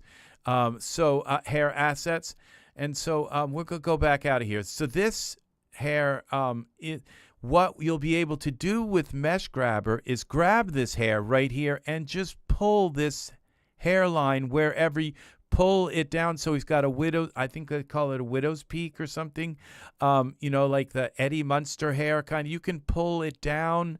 You can pull this in. You can align many times. You have to align. Okay, I think that's an ear canal, but I'm not sure. Okay, that was the inside of a finger. Now we go in here, right here. We bring this up a little bit like that. And many times you have to align, because this part comes down his sideburns. And then this beard is a little bit ahead. So this beard is not deforce. And so we can take Mesh Grabber and just grab some of this beard. I don't think it is. Okay, let's try again. The Marcus beard. I got to select a hair. Okay, and then we'll go to the fall off and go to about 5, which is the default. And we just take this and pull it back a little bit to align it better with his sideburns. See how that works? I might have brought it a little too far, but you'll be able to do that same thing now with, and what's really weird is look how when you go into Mesh Grabber, how the hair kind of changes. It's because Mesh Grabber doesn't know how to translate this kind of geometry. Apparently it is geometry, because it was like, it's like I've had people say that, so you can tweak the right, it'll correspond. Yes, they do. There is a symmetry. So if you pull, like where I just pulled in that part of the left side, I don't know that it would pull in the other side, but you just have to come over here and kind of do it manually. But and I just collect him instead of this hair. So you actually have to get a piece of hair to get it to do it. There we go. And then just pull it in a little bit like that. This isn't bad. I mean, I've seen it much worse. And sometimes where it doesn't quite meet up with the hair, where it's like where the beard just doesn't quite come up enough. A video from the developer that a new update is coming from Mesh Grabber. Yes, everybody saw it but me. I don't. And if you look up and follow up in the chat, I post a link to the YouTube video for Man Friday and Mesh Grabber. So you are 100% correct. I don't know why everybody got this. Everybody's telling me about it, and I was the one who went into the forum and asked them to give us mesh smoothing tools. It's like, please, and had to put up with, oh, you can do it in Blender, you can do it in it's like, I don't want to do it in Blender, and I don't want to do it in Hexagon. I want to do it right in Daz. And it's like, I know what I want. And I said, somebody talk with the Mesh Grabber people. This, my gosh, this person is starting to look so real, so very real. So now, so that is this hair. Okay, so this hair, I'll tell you again. This is called Lee Shop Shortstop hair for Genesis 9. This is the very best hair that has been made for Genesis, male Genesis 9. You can use it on female as well, but it's the best hair that's been made for any Genesis figure, for probably any 3D figure ever, okay? Because from any figure ever. It's got the Omni, it's got this Omni new shader on it. It's D-Force, so it gives you all these really, really, really cool D-Force. And as you could see, you can make it finer. Now, those settings in the parameters, okay, here was it, surfaces, it was here.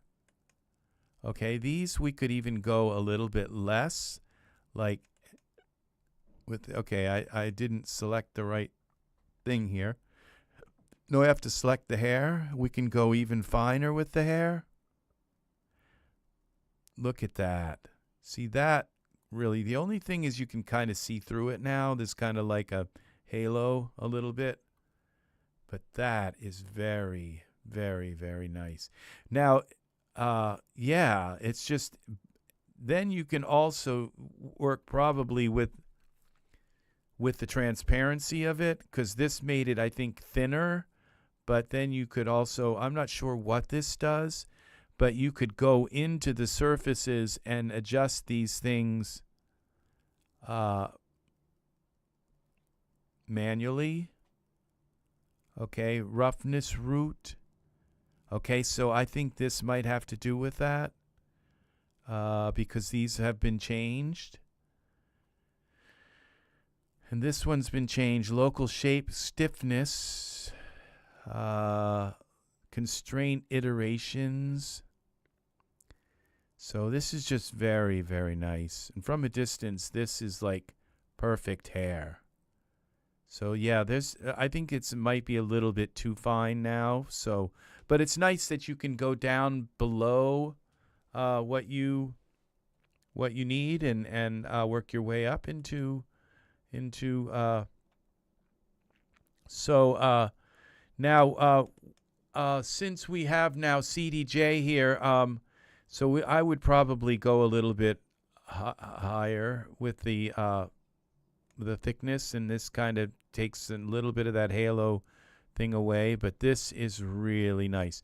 Now, I'm going to show you again, just now that we have a few more people here. We got Chris here, we got CDJ, and that this other product here, this is magic. We are literally looking at magic, where you can just click one button like this, and all their hair, all of their beard, eyebrows, eyelashes, and their shoes, pants, everything, the body hair, he had chest hair, all of it is instantly put in a folder.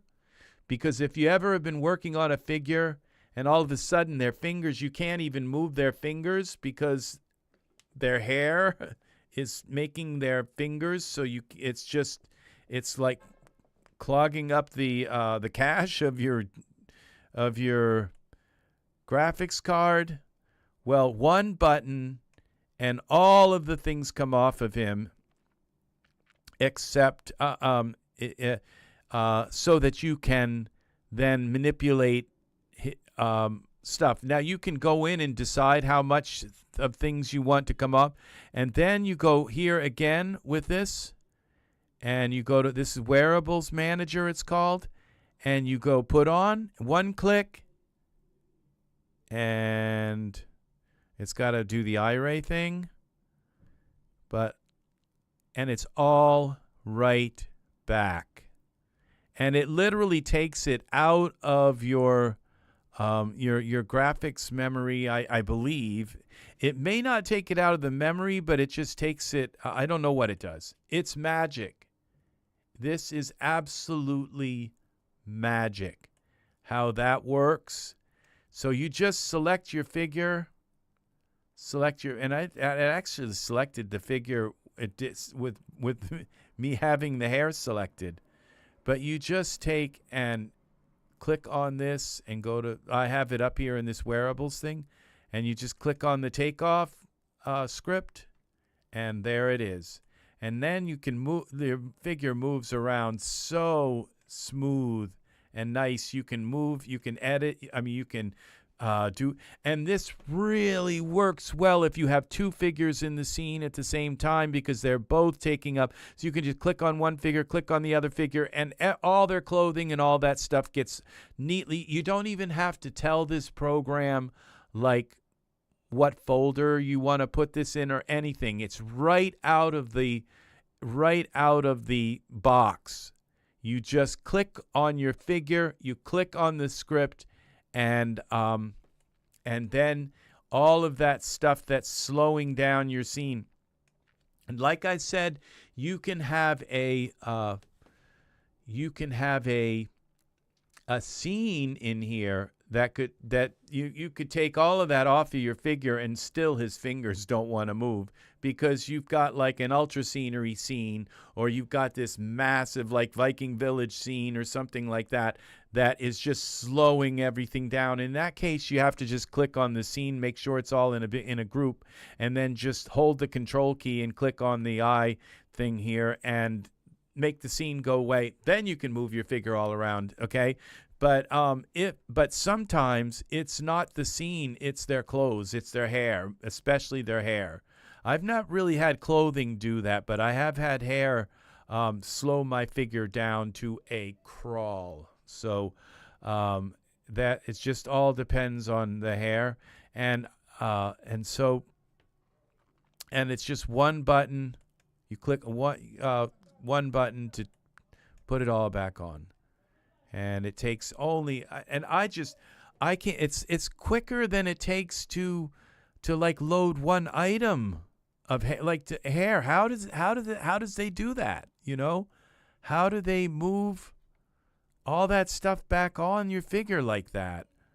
It's magic. I'm dumbfounded. But that's why I put all this body hair, and this hair is actually also, this is strand-based hair.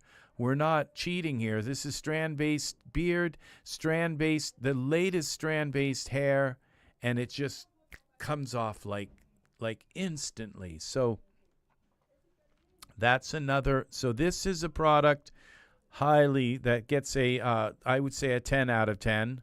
Okay, it's called Wearables Manager. Okay, and this is a 10 out of 10 for me. It's a definite must. You have to have it. It's just so, especially when you have two figures in the scene and you just want to kind of, because if they're in an intimate pose, you just want to be able to kind of move their feet, move their hands, and move them into area, and you end up fighting your scene, because they've both got hair and clothes and body hair and beards and eyebrows and eyelashes and all this other stuff. And I think this may even take their teeth out. I'm not sure about that, but I think you can also set it that way. And then there's a manager, so you can actually decide what stuff you want to take out and what stuff you want.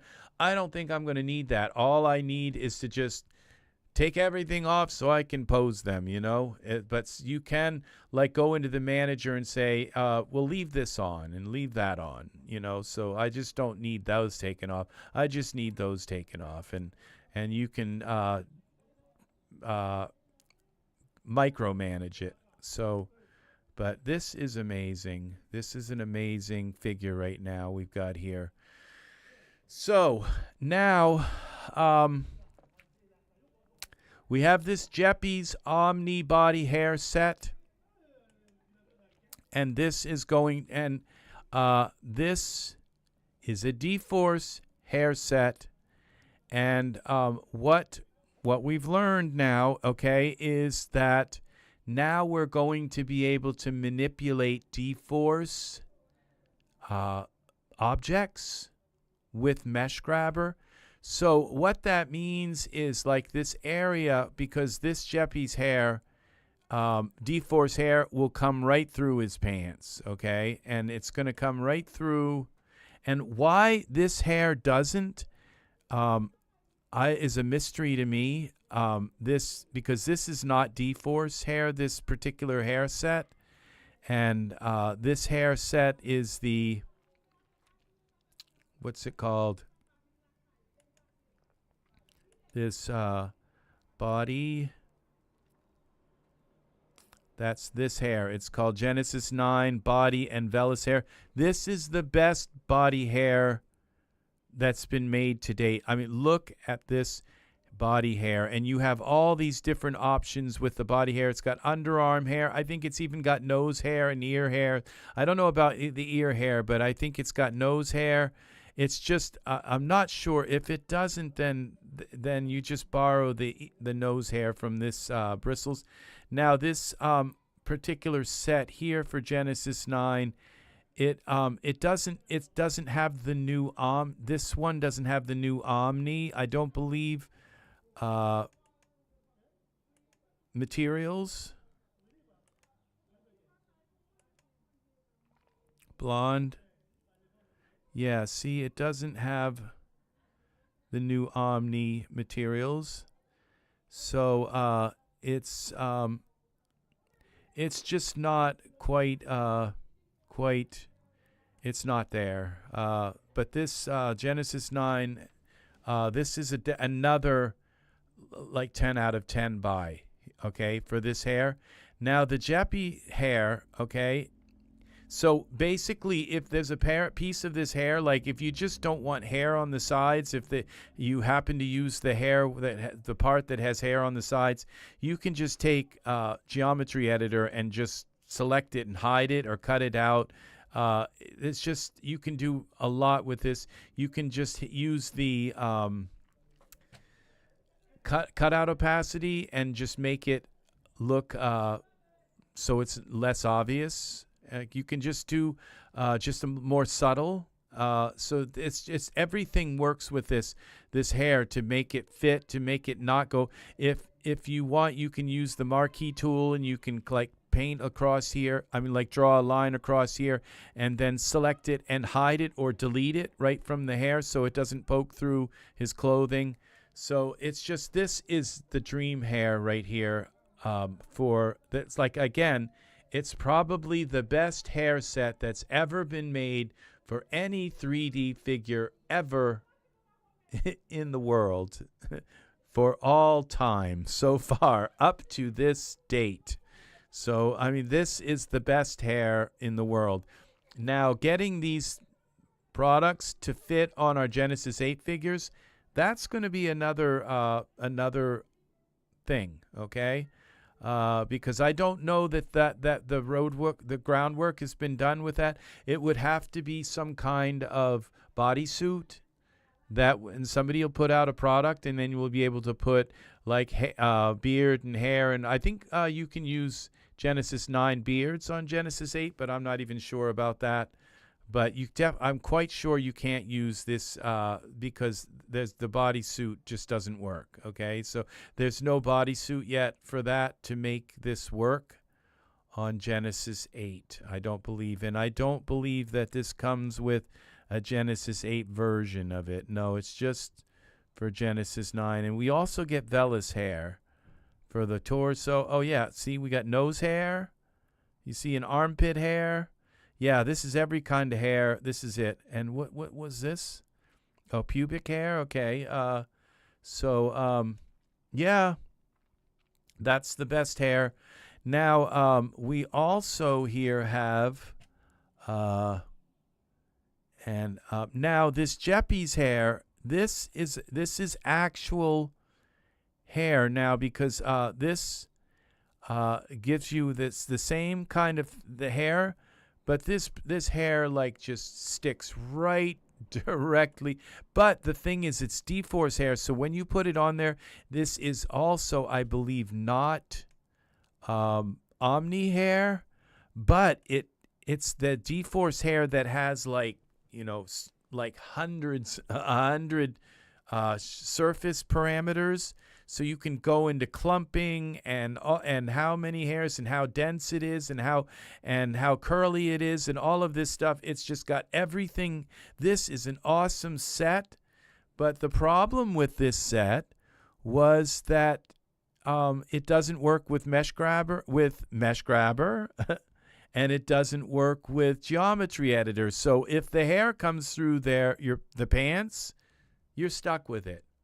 So this hair set is only good for if you want to do nudes, where there's no clothes at all. Then you don't have to worry about the hair poking through their clothes because there are no clothes. But I don't do that. I don't make nudes with my figures. They always have some kind of pants or at least a bathing suit on or something. And so and the hair just goes right through the bathing suit, and there's nothing you can do to fix it. And that is until Mesh Grabber 4. And now Mesh Grabber 4 is going to, and so what you could do with Mesh Grabber 4 is just kind of tuck it down a little bit into their skin, okay? And that's what you'll be able to do.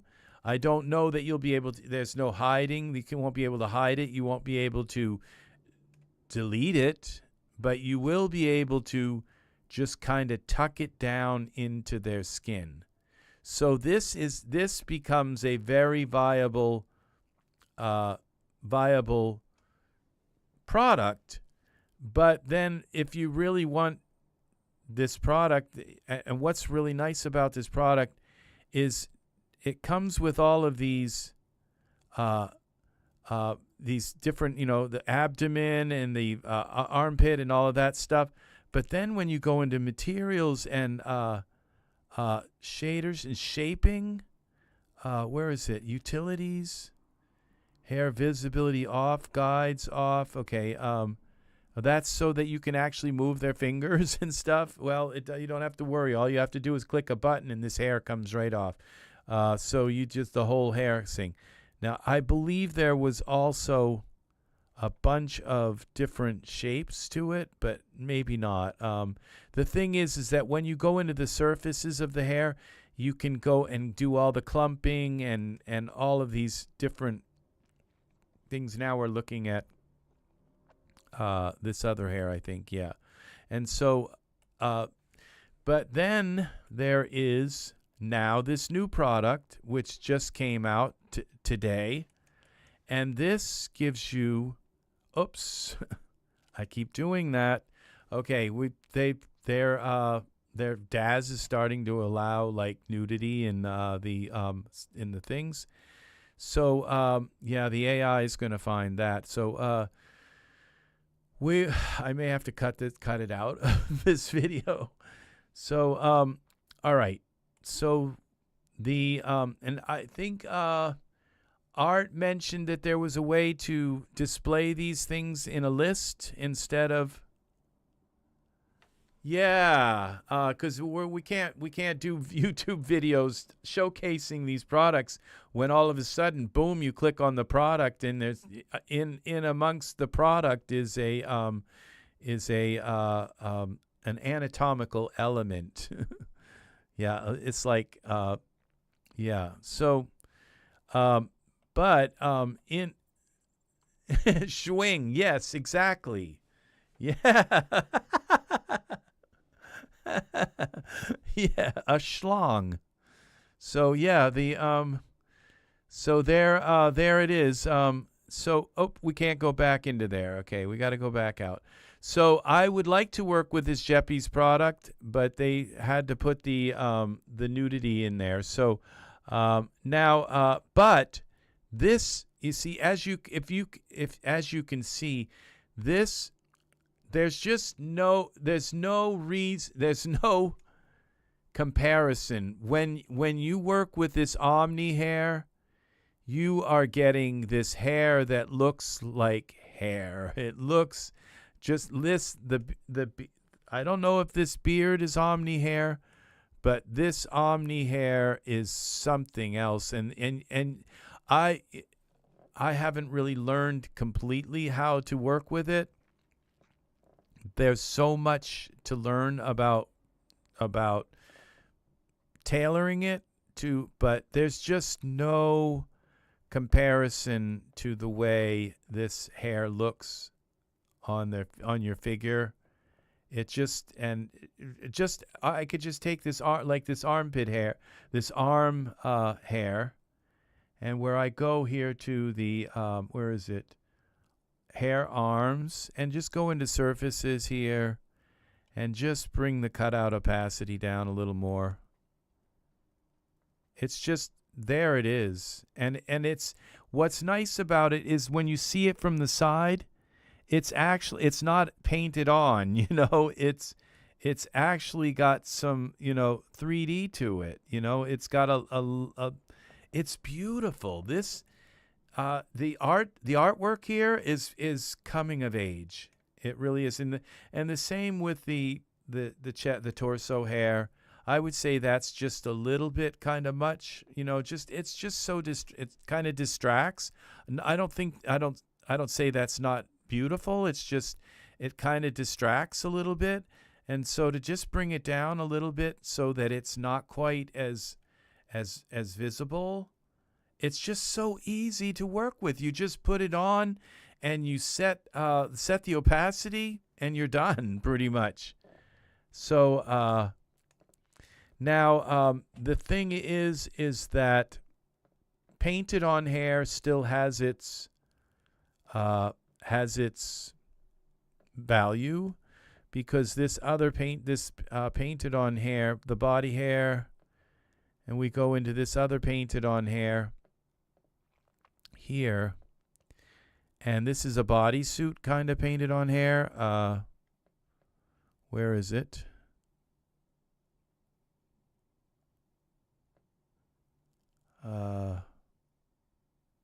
No. Okay, why is highest product ID highest first? Oh, okay. Where is it?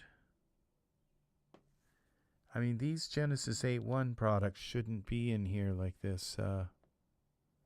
Okay, yeah, we're kind of getting there. Okay, let's see. Well, let's just type in, there, I just saw it. Here it is. Okay, this one, Jeppy's.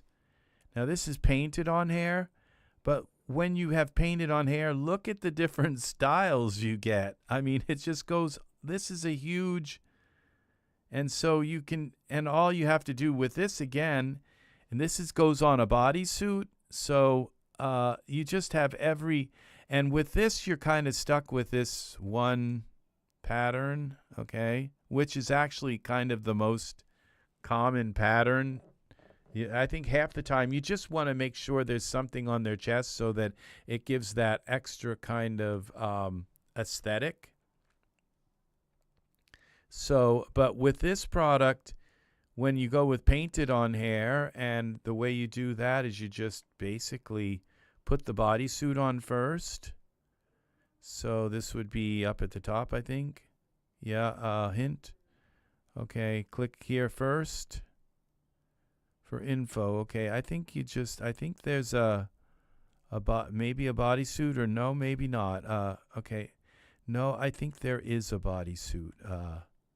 Hair, yeah, here it is. So you put the shell on first, and it changes their skin color, like makes them darker, but you don't have to worry about that. You just then you click on the body shell, and then you go to these materials, and you just click on one, and, well, we'd have to turn off the other hair to see what it looks like. But this hair, I just don't think we need to completely, torso. Okay, now this is the the arms. We'll get rid of the arms. So this is the painted on hair, and from a distance, I mean, this looks more natural than the other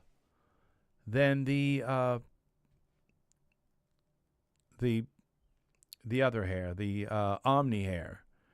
And you just basically, I don't even think you have to undo it. I think you just click on a different shell and it replaces it. And then you can come in and you can take the you can lower the opacity, but you have to be very careful that you unselect the fingernails, or else it will turn like the fingernails black. So just by lowering the opacity on his like the skin, you know, the you have to make sure that his fingernails.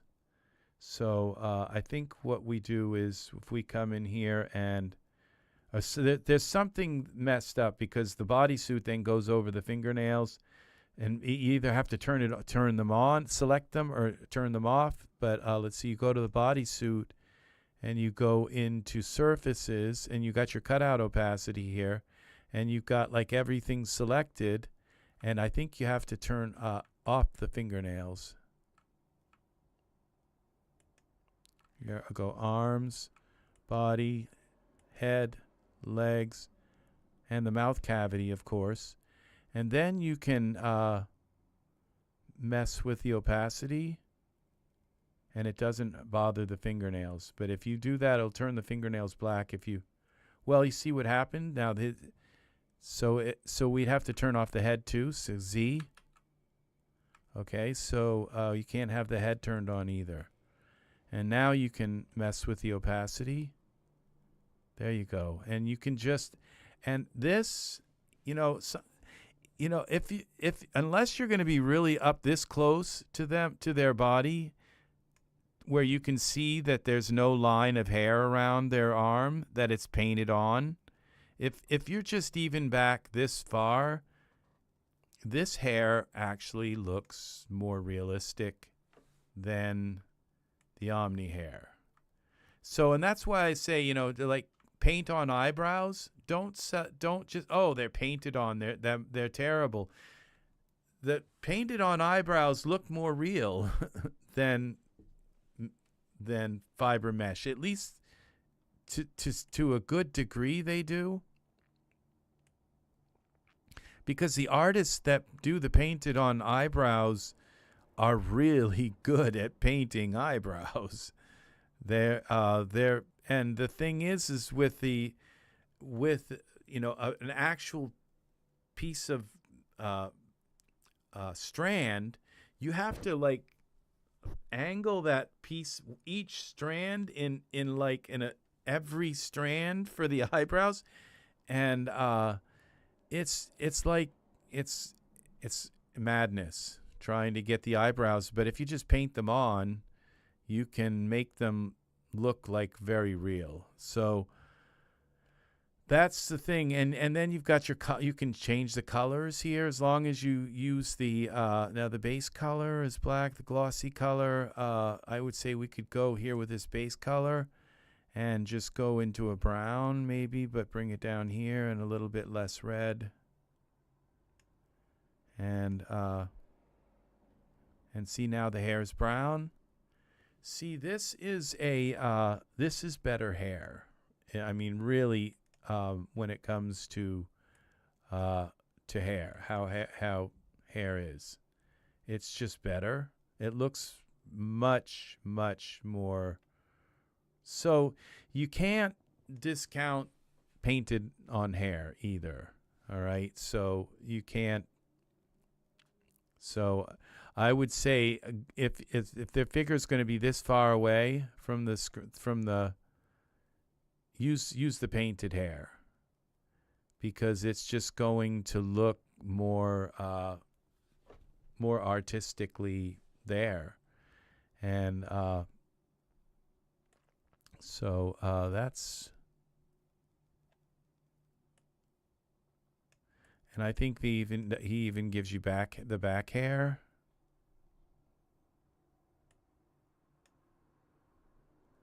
No, I'm quite sure that he does. So, but I'm not positive about the back hair on the painted hair. Chest, okay, chest. But just look at all the styles, and you don't get that with this represents a lot of work, and when you have like a problem with a product, like you got, you always want to weigh your criticism with a product to like the amount of work it took to make the product, and weigh it and say, how much do I want to criticize this product in light of how much work it took. Like this one gives you the crow's foot. I mean I guess that's happy trail that goes down. Yeah, this is a very good. This just all gives you every kind of hair. So now we're gonna switch to another thing. So we'll just save it here, and there is another product that is out, and this is another thing that I went into the forums and I said, is there a shortcut key for nudge? And the answer was no. So if you want to, because in Photoshop, other 3D programs that I've been in, I think even Bryce, you could use the arrow keys and just nudge something just a fraction over with the arrow keys, left or right or up or down. And you can't do that in DAZ. You can't nudge something. It's like this finger. Now, you can, but what happens is, like, we'll select this finger here. Come on, will you let me select it? Maybe I've got it already selected, but okay. You can go into parameters and you can click this bend here, or you can click plus or minus. But the thing is sometimes that brings it a whole bunch, and you only want to bring it like a fraction of that amount in. And many times, especially like with a plane on the ground, when you want to just bring the plane up a tiny bit to touch their feet, and you go to click the up arrow, the Y plus, and it just covers their whole toenails and their whole feet and everything. And so you're there trying to grab this and move it manually up and down a little bit, and it stopped, and everything is all because you got all their clothes on and everything is so darn, and it just, you keep grabbing it and it goes too far down that way and too far up and too far down, and you're just messing with it. It would be nice to just be able to select that joint and use the arrow keys and go up or down. Well, this just yesterday, I believe it was yesterday or the day before, we have a new product, and it's Nudge. It's not called Nudge, but here it is in the default products. And this product isn't like the other one where you just click one button and all their clothes are off, and all their hair and all their eyebrows and their beard and piercings, all that stuff. It's not as easy as that, unfortunately. This one, you got to kind of set it up. And so what's going to happen is, what we're going to do, I believe, is that there are going to be products coming out and that are going to say this works with flexi keys. And so where they program their hand in, so that if you select a joint on their hand, you can just use the arrow keys, up and down arrow keys. See that just did something now with his finger.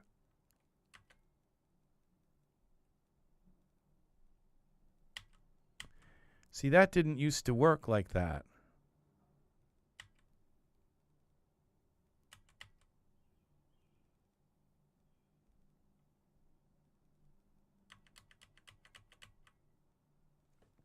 Okay, that moves it back.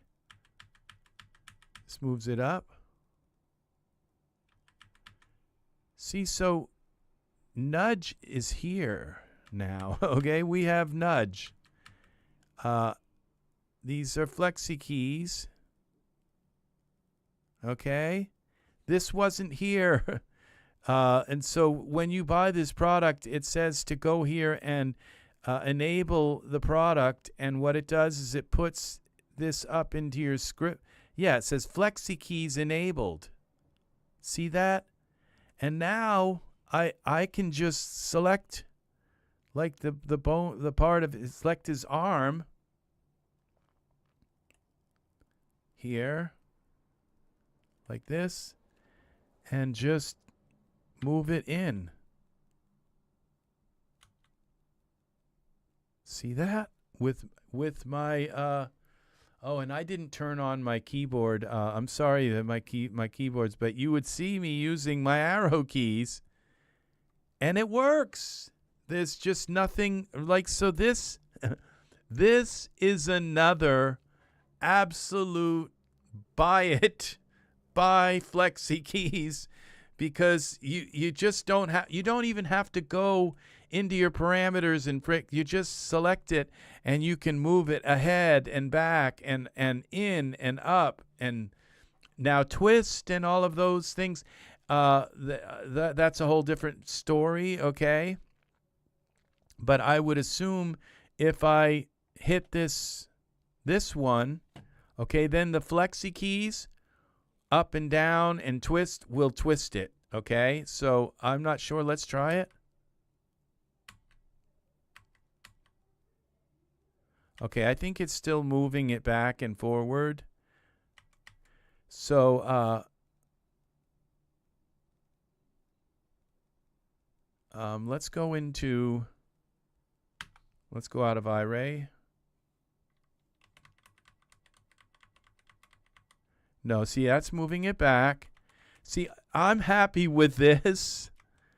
Just and what's nice is it's doing it at a very fine increment. It's like a perfect increment. And that moves it in and this moves it up.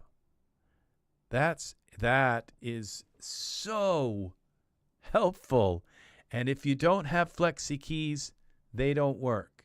Okay? Though the moving, it makes editing much, much more simple. Okay? So flexi keys is another buy it. I got, I applied, I think I got it for $10.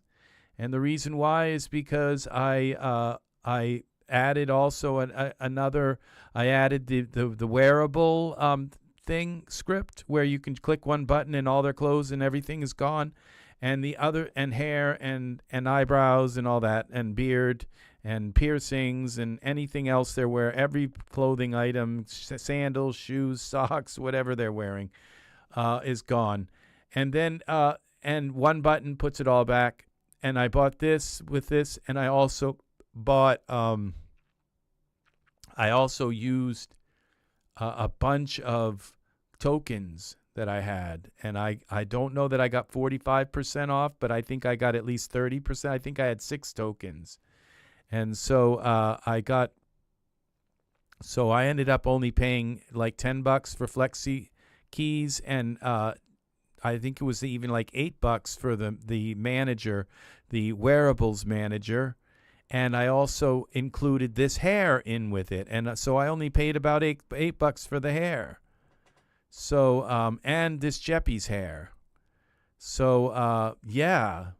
Today's product, these products, the Jeppy's hair, it's Omni-based hair. It's a complex product.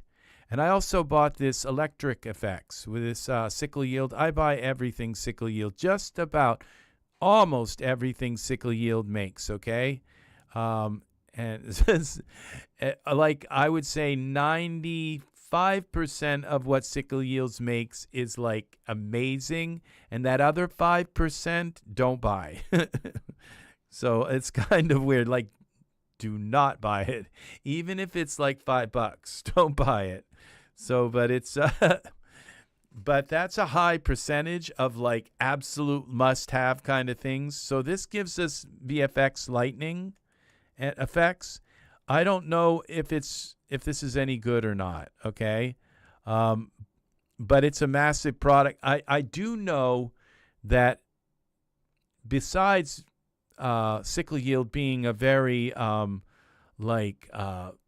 making incredible products, like, innovative products, she is also an amazing artist. Okay, so like when she paints lightning, it looks like lightning. Okay, so this is another product that I had to absolutely have. So it gives us it gets you all these different types of things, sparks, particles. I have a million of her products that all have these same things in it, but she's working towards perfecting perfect lightning, because some of the other products that I bought, well, yes, they've worked and I've used them in scenes. You have to really kind of put them in the scene and do some really kind of, you have to work real hard to get them to fit and do the right thing. And there's a particle burst. These things are, look at that. This is artwork. This is so beautiful. So this is what we're talking about. These go on these little models, these prop models here, that you use these props and you put them on, and then you have the particles, and you have also a 2D thing, and then you can have 2D electric. So she's probably perfected that too. So I just had to have it. This is another product. It's the, and so we have one. So there again, so that got thrown in with it also. And then what we do is we get down to the creme de la creme, okay? And that is, yes, Ted. Well, you can go back, scroll up in the chat, and you will see the Mesh Grabber video that you can watch, and that pretty much tells you everything that the new Mesh Grabber, and all you're going to hear is me gloating about how I was the one who went into the forum and begged for them to give us smoothing tools. I feel like I'm responsible.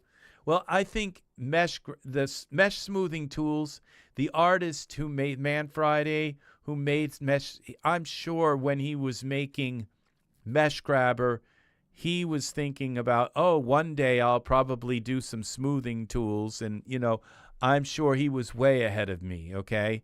But I'm the one, I believe, that went into the forum and kind of made a big issue about I hate using hexagon, and I don't want to have to take my models into Blender. We should be able, and then I got all these people telling me, Daz isn't a modeler, and it's like, why the hell not? Why isn't it then?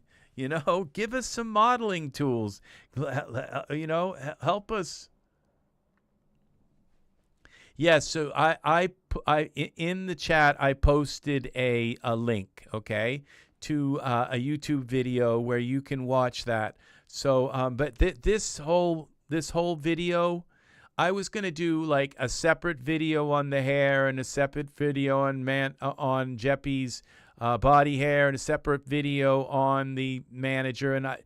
But then there was a part of me that said, why don't you just do one video and give them all of this really cool stuff? Okay, tell them about all of this stuff, because when I see these products in the Daz store, it's like, I asked them for that.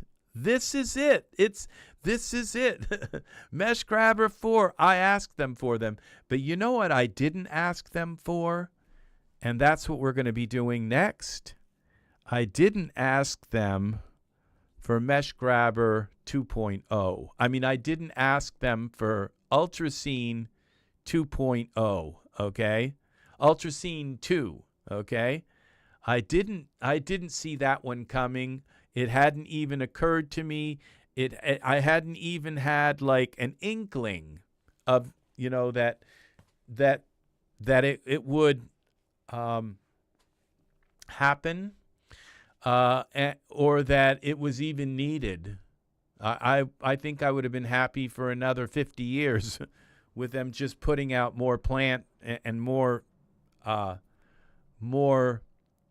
items, okay, for but I did go into the forums, okay, and I asked them to give us ultra scenery atmosphere, okay?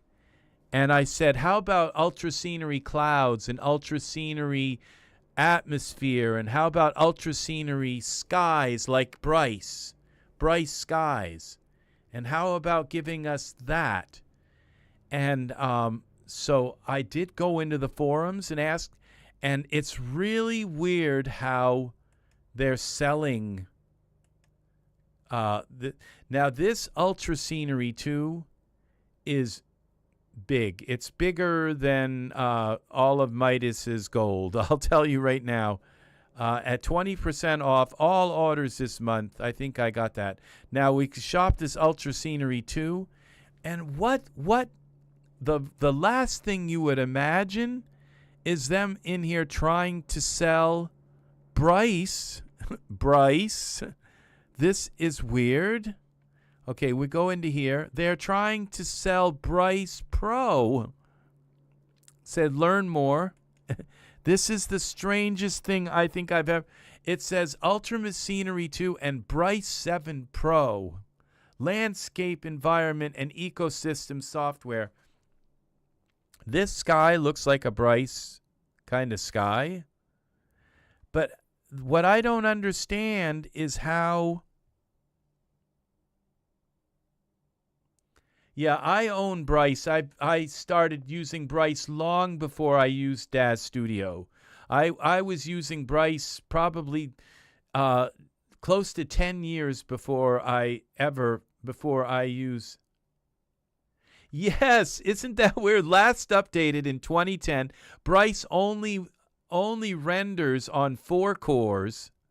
Okay? And if you've got like 18 cores like I have, which is actually I have 18 cores, which they're hyper-threaded.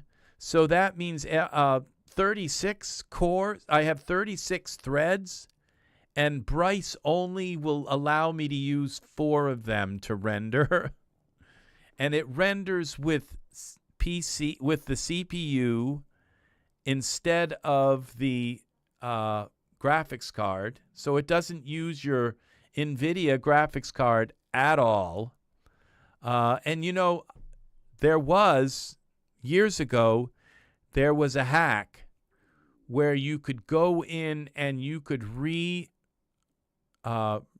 reverse engineer Bryce, and you could run this script that would reverse engineer, and they said it would make Bryce like crash or make it unstable, but you could go in and you could add more. You could tell it to render with more cores. I don't know what happened to that hack and all of that, but I just kind of gave up on Bryce. Because you go in there and you go full screen and you start moving stuff, and all of a sudden the user interface starts like coming apart at the seams, and it starts just everything's all kind of out of place and moving around and everything. What I just don't understand why they're selling Bryce. Why? It doesn't look like they've updated anything here. I'm not criticizing this, okay? And you know what? This looks like kind of looks like a Bryce sky. It also, I'm wondering if this is, but this is definitely. And then last night I tried to look at this. I didn't even see this. last night I tried to like render a scene. We're gonna try to make a scene, and my computer wouldn't even render it. It was like 20 minutes later I came in and it was still trying to like figure out the scene, and I didn't even up the amount. This is like really beautiful. These are definitely the this is the landscape, and these are all of the biomes, I guess, from Ultra Scenery 1. Like these, all of these are. And then this right here looks like, this is amazing animation here. And it's like, how did they get, what do you call it? How did they get a 5090, to do this? So this is rendered at low. You can see this was excruciating, and that right there, created with Ultra Scenery 2, Ultra Scenery X Studio, DAZ Studio. Okay, where is the Bryce? Okay, Martin did that. Oh, and I also bought Martin's tutorial, because I got that tutorial down to like $8 or something. And so, yeah, the tutorial, we had to have the tutorial too. And so that's going to be the minute I turn on a tutorial, a DAZ Studio tutorial, like 5 minutes later, I'm asleep. I just can't seem to stay awake during my tutorials. And I own like almost every tutorial ever made. But it's excruciating, because by the time I go to lay down to watch the tutorials, I like fall asleep. But that's not because they're not interesting and everything. It's just because I usually, by the time I get to watch them, I'm usually already dead tired anyway. But I don't understand why there's any mention whatsoever of Bryce. Why it's mentioned here. It's they compare it and say, well, look what it's only 32-bit, and this landscape editor is 64-bit, and you can buy it for $15, and I think Bryce is kind of worth it for $15. It's still kind of worth $15. So just to have it, and because for nostalgia's sake, I spent make Horo happy. But this is beautiful stuff here. And how did they animate the water? I don't know how they animated the water here. So leveraging studio plugins, architecture, Ultra Scenery 2 offers speed, scalability, versatility for environment creation. It's like, we're going to look at this page. We're going to look at what they talked. Build mixed biome layers, which is kind of nice. Oh, and you can seed your ecosystem.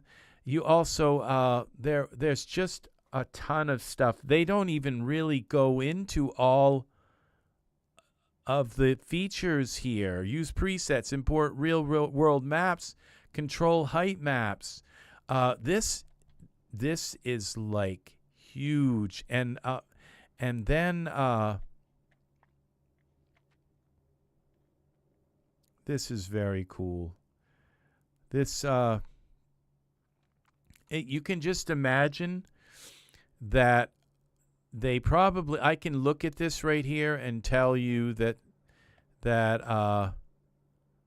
they didn't that this stuff with the bit rate, there's just that they didn't render it at a high bit rate, high enough bit rate. There's just a few little kind of flaws, or DAZ compressed. In order to make it this big, DAZ compressed their footage. Okay, that this was rendered glorious, and DAZ just completely messed it up with their compression algorithm. That's probably the case, because this has been lowered so that everybody can watch it, and they probably use some state-of-the-art compression algorithm to, I mean, this is my area of expertise is video, and they've obviously didn't use a high enough bit rate, and I bet the actual images of this is just breathtaking here. So, and this is beautiful too.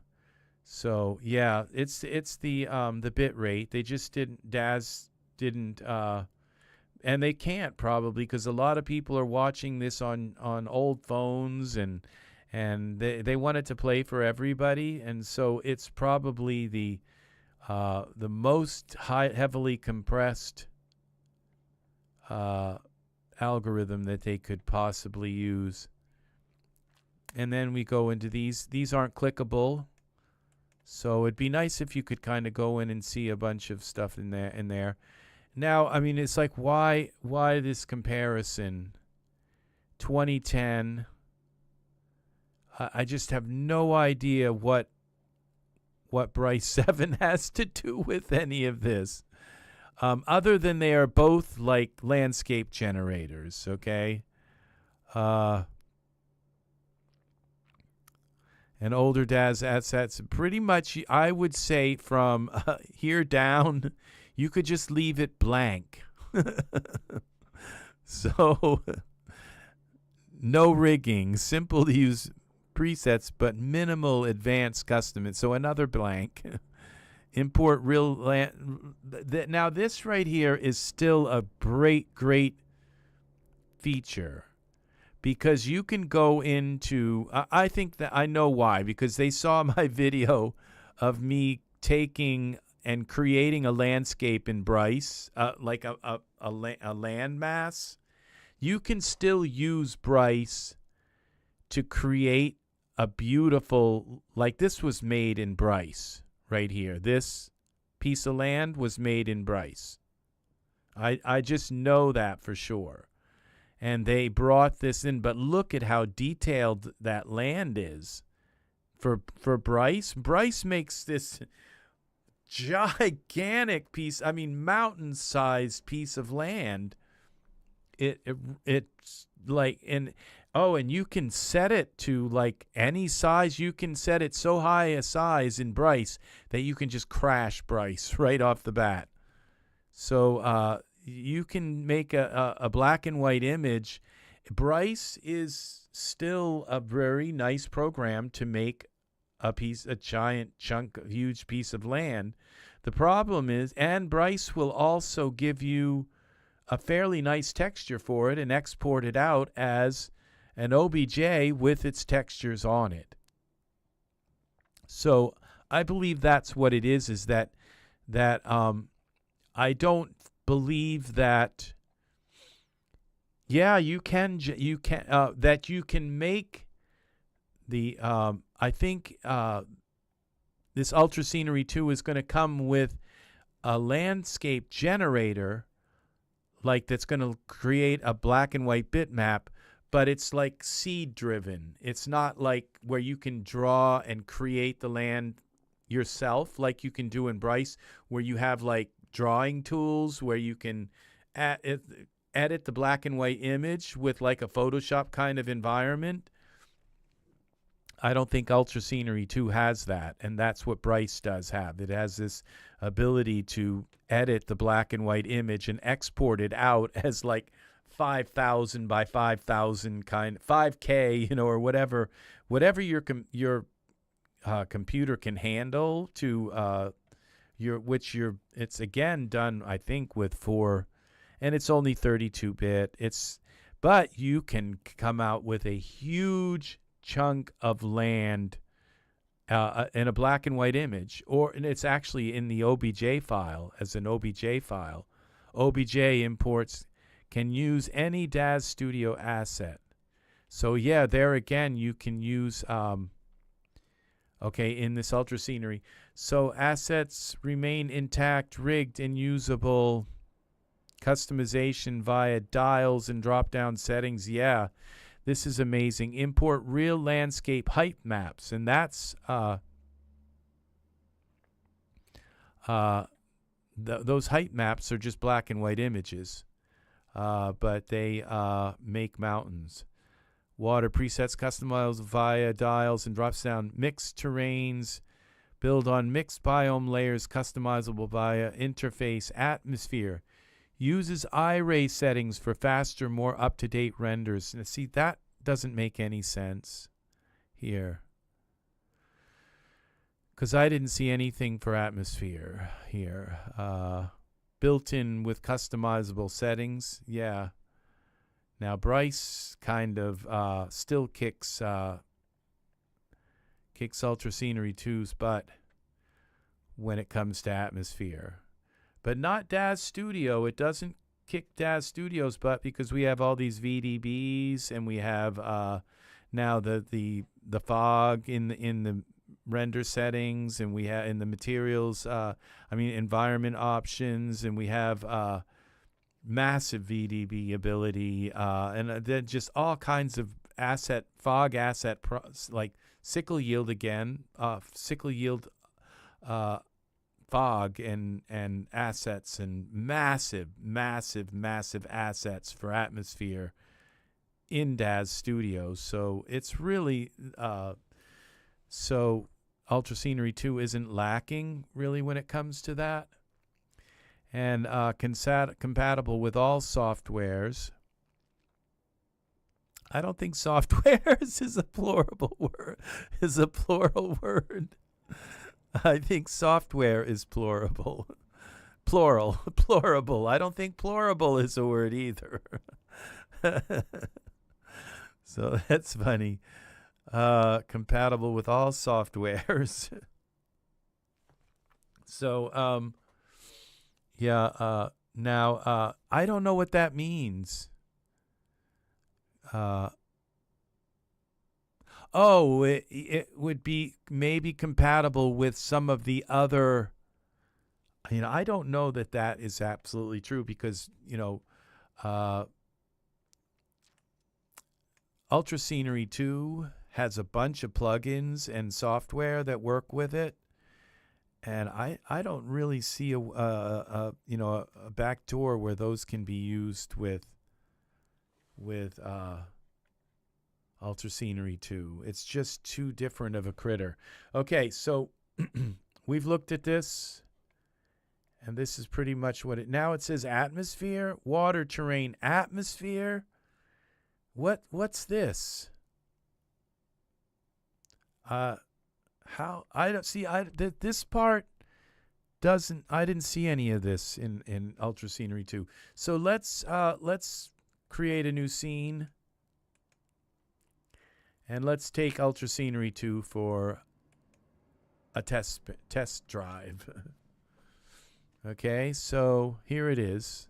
I hope it's. We're probably going to lose my place. Now we have an icon for it, but I believe the way you bring Ultra Scenery 2 in, materials, props. Okay, you see this has nothing. This has nothing to do with Ultra Scenery 2. So this is not where you find Ultra Scenery 2. Okay, you find that up here in your window, panes, and Ultra Scenery 2, and it pops up with this window, and you drag and drop that down into here. And I can close some of these panes that I don't use too often. I have a ton of them open. Close that. Ultra Scenery, we'll leave that one open. Power Pose, we'll close that for now. And the histogram. Yeah, well, if you think that Ultra Scenery crashes your computer, Ultra Scenery 2, it wouldn't work at all. Ultra Scenery 2 is a huge it's like huge hog. So even if you set it, like right now I'm going to go with the resolution of 128. Even if you set it at a really low resolution, now you see it generates this default map. So if we take now and we select perspective view, well, that's the landscape it generated. So we can go here to our, it's called eroded hills. And this is a generator. Now we can take exclude radius. Okay, we need a camera. Oh, I'm not going to do the camera yet. iRay preview. And where is this? Modifiers, mixing type. Okay, eroded hills. This is it. So we can just change the seed, and that will change this map here. And I like that. Okay, I like that. I like these maps. The erosion scale, so we bring this down a little bit. This a little smoother, or this will bring more erosion into it. Node scale, what's this? And the gamma, that's going to make it more black and white. So it's mix strength. Oh, that has to do with these other, how it mixes with, I think, the height map. And we click height map, and I don't think we have one. No, we'd have to load that. That is where Bryce comes in, because you can create a height map and then load it here.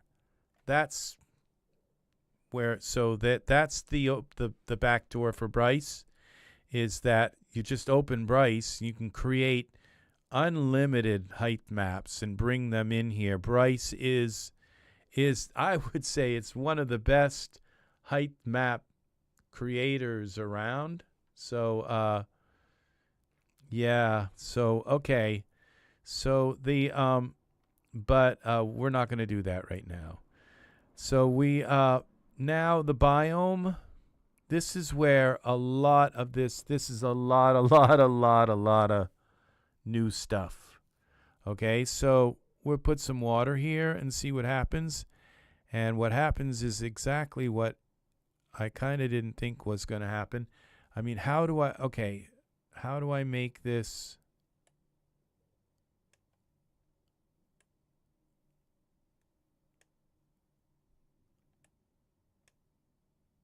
Oh, I know what I could do. Okay. So we create this like this. And then we go down here to the water. And you see we have the water level. And we go to the water height.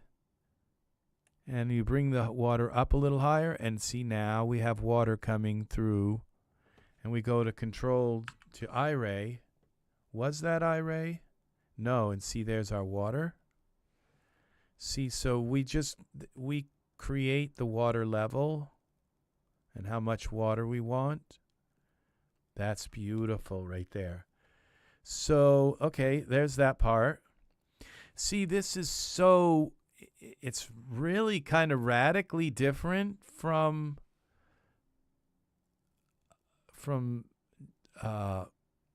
Ultra Scenery 1.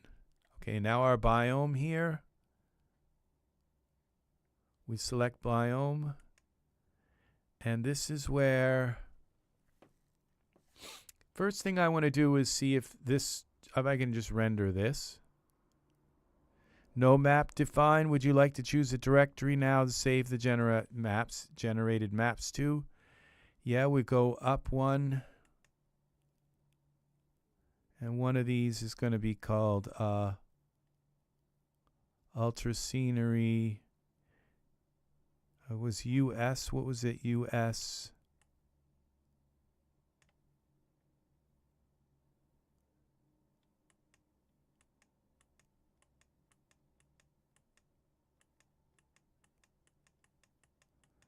Oh gosh. Ultra U. All right, we'll go here. We'll just put it here.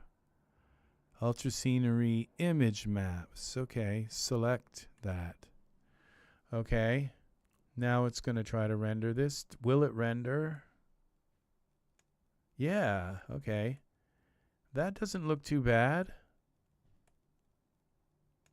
Okay, the land looks a little bit kind of repetitive, the pattern on the land. The water's not bad, but it's got a kind of repetitive pattern, but we can fix that. Okay, so would you like to cancel the render? Yes. And what I'm seeing here is it looks like it creates a little bit of a coast. What happens when we get really close here?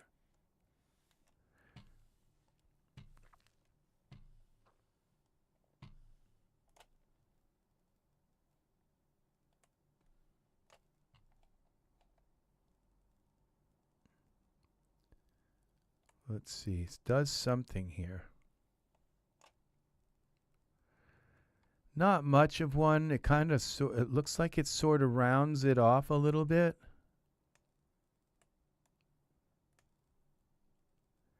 It doesn't quite, but maybe it's I have to put a texture on the land. Okay, maybe I haven't put the texture on the land yet. Okay, so water depth. Okay, water level. Okay, and oh, look at this. Here it is. See this? Terrain, ecology. Now that didn't do anything. See, it didn't give me a coastline like that. Terrain, maybe. Okay, we got water, we have biome, we have feature props. Okay. Now, oh, this doesn't really show you what it looks like until you render it sometimes.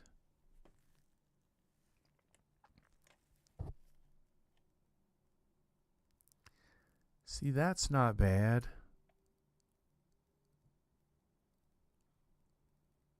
But it's a repeating pattern. It's supposed to have all kinds of stuff on top of it. But actually, it's pretty horrible. That repeating pattern, it doesn't look like ground or this looks nice. The picture that goes with it. Okay, erosion. Okay, we can add modifiers, erosion to this. That and zero edge. No, that didn't look too good. Displacement. Okay. We can add noise to the picture, mixing. Okay. That's all for the height map. Okay, so we the biome, seed, okay. Render layer, preview layer. Scaling, spacing, density, okay, distribution. Now this is really, this affinity, that's complex stuff. Because that's ultra scatter, like stuff that, waiting on a 5090, same here, Pat. I won't be buying another graphics card until the 5090 comes out. And then I can probably sell two 3090s, which will be slower than one 5090. Yeah. So, yes, same here. Now, this is it. This isn't that much, but when you get into these ecology layers, and we click on ecology, okay, here, okay, let's try again, ecologies. Then it allows you to pull up all of your ultra scenery assets. We'll call it the country Ford. And of course they all come in turned off, because if you turn them on now, you'll crash the program. Okay. So what we're going to do is we're going to find a camera angle. It's nice that you can kind of just move this around here. Let's go like this.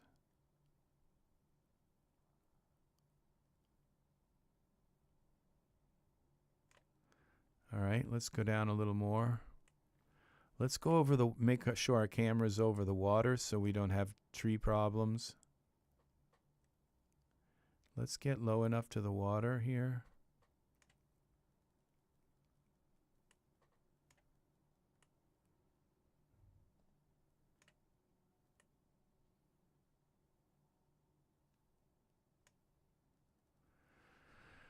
Okay, now let's create a camera. New camera. And we'll look through the camera. Let's lock the camera. Favorites, most used, lock the camera. Okay, and then we go back here and select our ultra scenery. And now we can start turning some of these things on. And I believe as you turn these on, classic content, features. Oh, okay, that I think would be land and stuff. We don't want that. Oh, that might be like bridges and things like that. I'm not sure.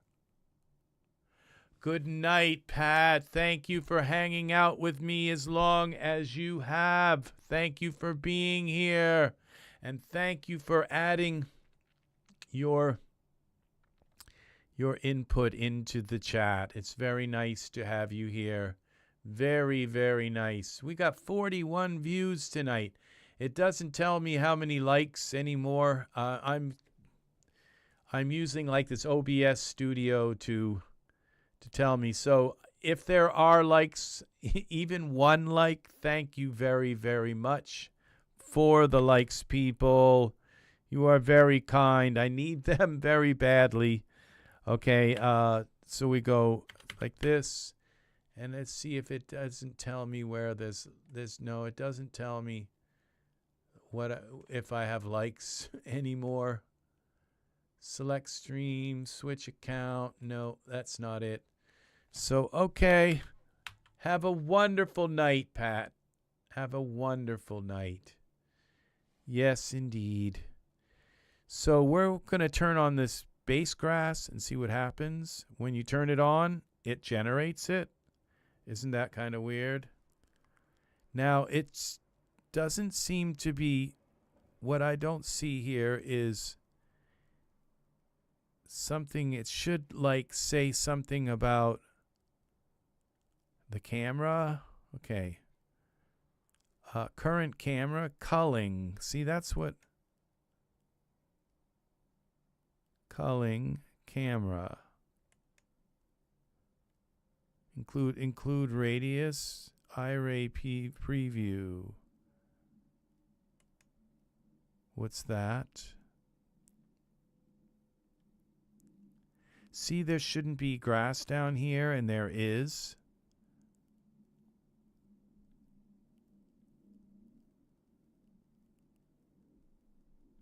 That's pretty.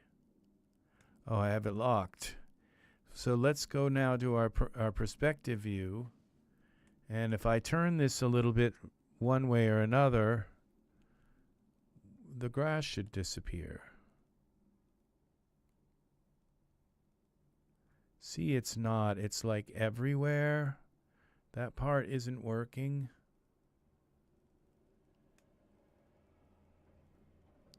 Okay, let's go see if we can level this off. Just checking in, Crypto. Welcome, welcome, welcome. It's nice to have you here.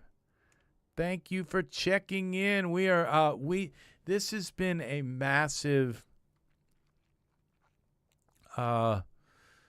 tutorial today. So you want to maybe come back and watch it from the beginning and see all of the stuff we've gone over. Massive stuff. We've got Mesh Grabber 4 coming out. We've got this hair set. We've got the body hair set.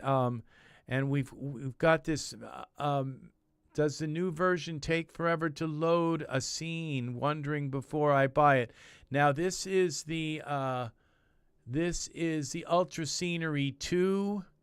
Actually, Ultra Scenery doesn't take a long time to load a scene if you buy the accelerator. Do you have the accelerator? Because the accelerator, I mean, it would take me like sometimes 45 minutes to load a scene in Ultra Scenery. But once I bought the Ultra Scenery accelerator,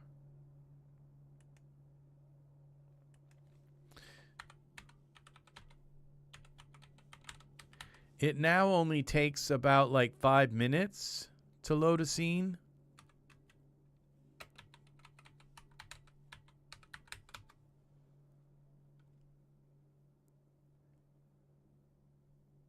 Yeah, see this right here? And it's $6 right now. Yeah, so you want to get this accelerator. It works. It works, and it makes your scene just, it takes only about like 5, maybe 10 minutes. It's not 10 minutes. It's like 5 minutes. And before I bought the accelerator, well, way back then I also had a 1080 Ti, but also just to kind of be fair about it. But when before I bought the accelerator, it could take up to 45 minutes for a scene to load. And once I bought this accelerator, it's like 5 minutes. Not even that. Art, you're up late tonight. Oh, actually, it's not late. It's only 9. It's 9:10. So, yeah, it looks like it's putting grass everywhere. So it's not camera culling. I thought that's what it usually does. It like isolates it to the camera. No. I'm sorry to say, but there's grass everywhere here. It's not just in front of the camera. And that's what I would think camera culling means. Include radius.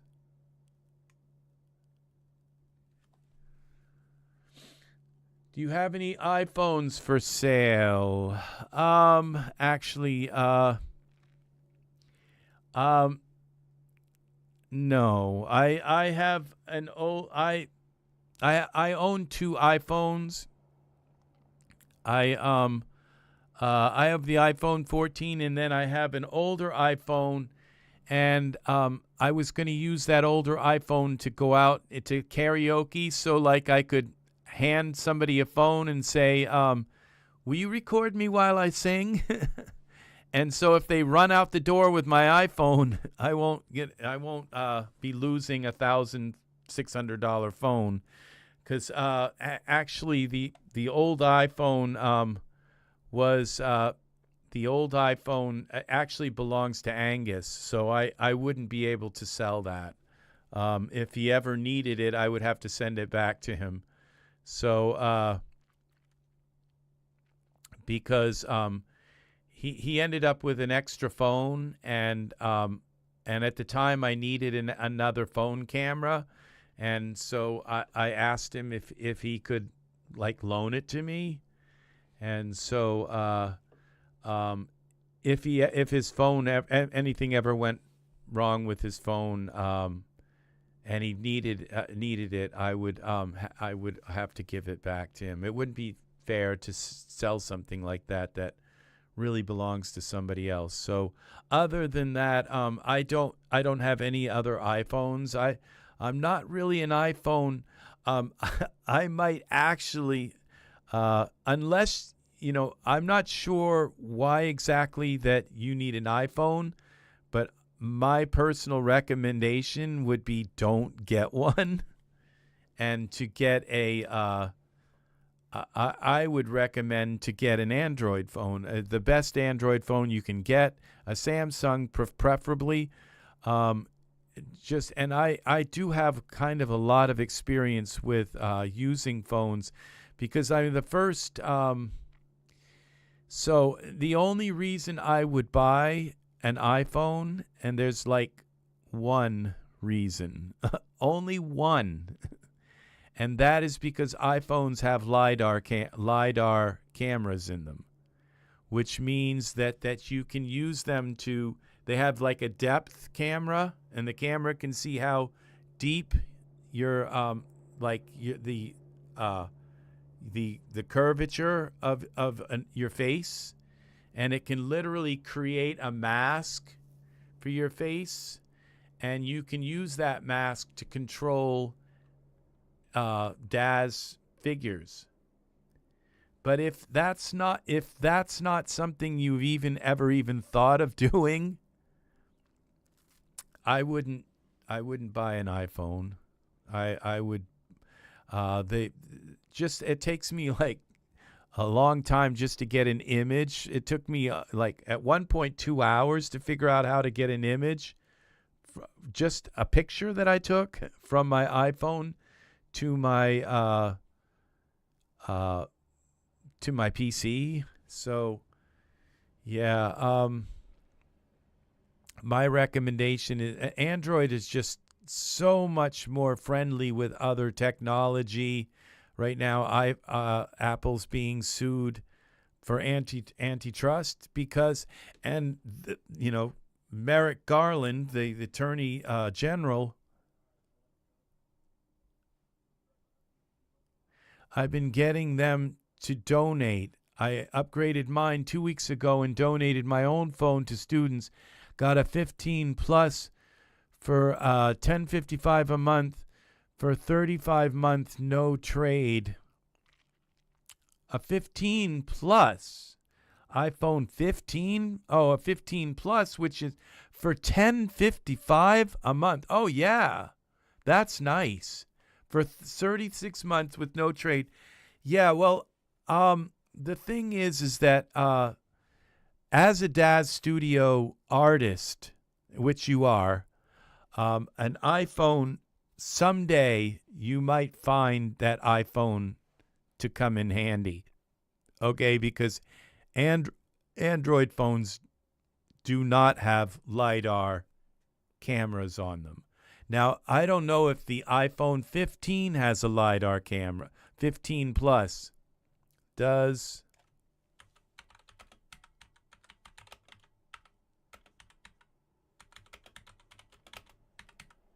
I think it's LIDAR. Does the iPhone 15 Plus have a LiDAR camera? Well, I think you did good, okay? The LiDAR scanner is available on the Pro and Pro Max models of the iPhone 12, 13, 14, 15, as well as the third generation inch 15. Yeah, see, so it's, yeah, you would have to have a Pro model. So basically, I would say that there would be then because your camera doesn't have a LiDAR camera, there's like no reason whatsoever to have that. Maybe the processor is kind of nice in the camera, but just because of the way like I can take my Android camera, this Samsung camera here. I can take this camera, I can hook it to my Windows computer, and it will show me the camera, the screen, right on my Windows computer.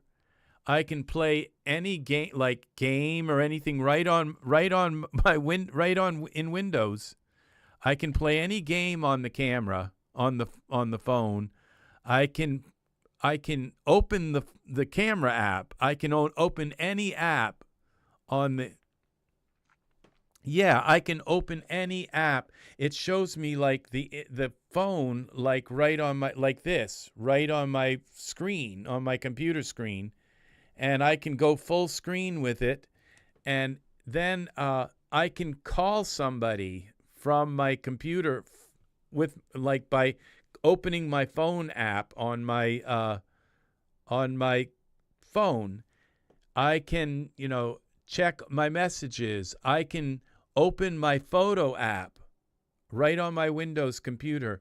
The only thing I can do with my iPhone, and it doesn't work right now, the last time I tried it, it didn't work, is I can check my messages on my iPhone 15.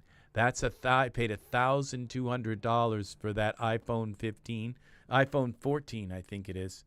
Yeah, for my iPhone 14, and mine is the Pro iPhone 14, but it's a Pro, but it's not the large size Pro one. I don't know if you're gonna, I don't know how long, if you bought that new, you upgraded your phone, but I might, if I were you, I would go back and I would, if you've got time, I would exchange it for the Pro version and get the LiDAR camera, because that's the only reason I bought my iPhone camera. And I'll tell you, that LiDAR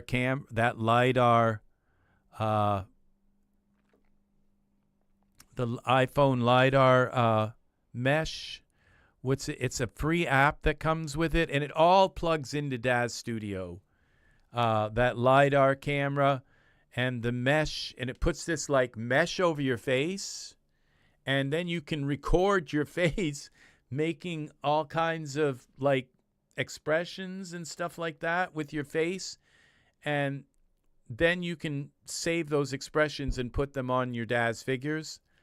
So I mean, it has a purpose, but the iPhone 12, I mean, the iPhone Plus doesn't have that functionality.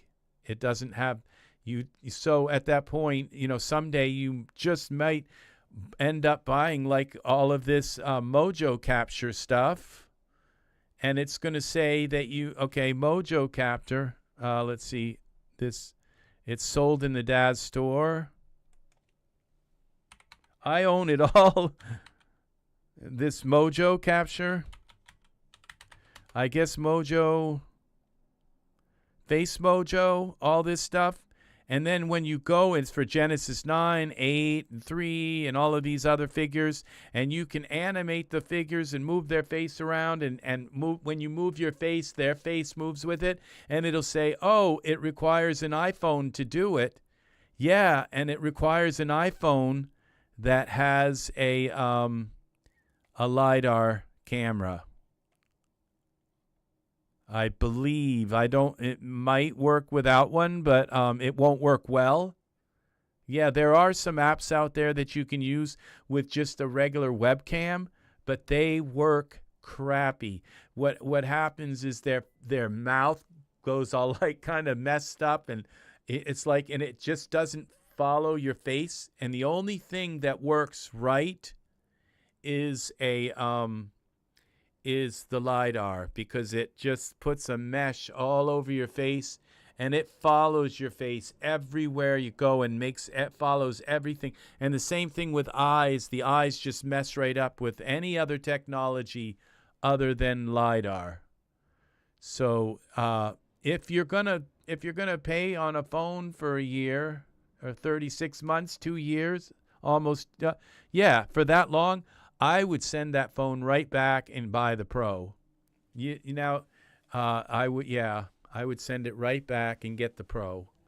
And I don't think they care if you do. You have a month, I think, to do it. And that's just so that you have something in the future to work into, okay? And that would be this LiDAR, this stuff.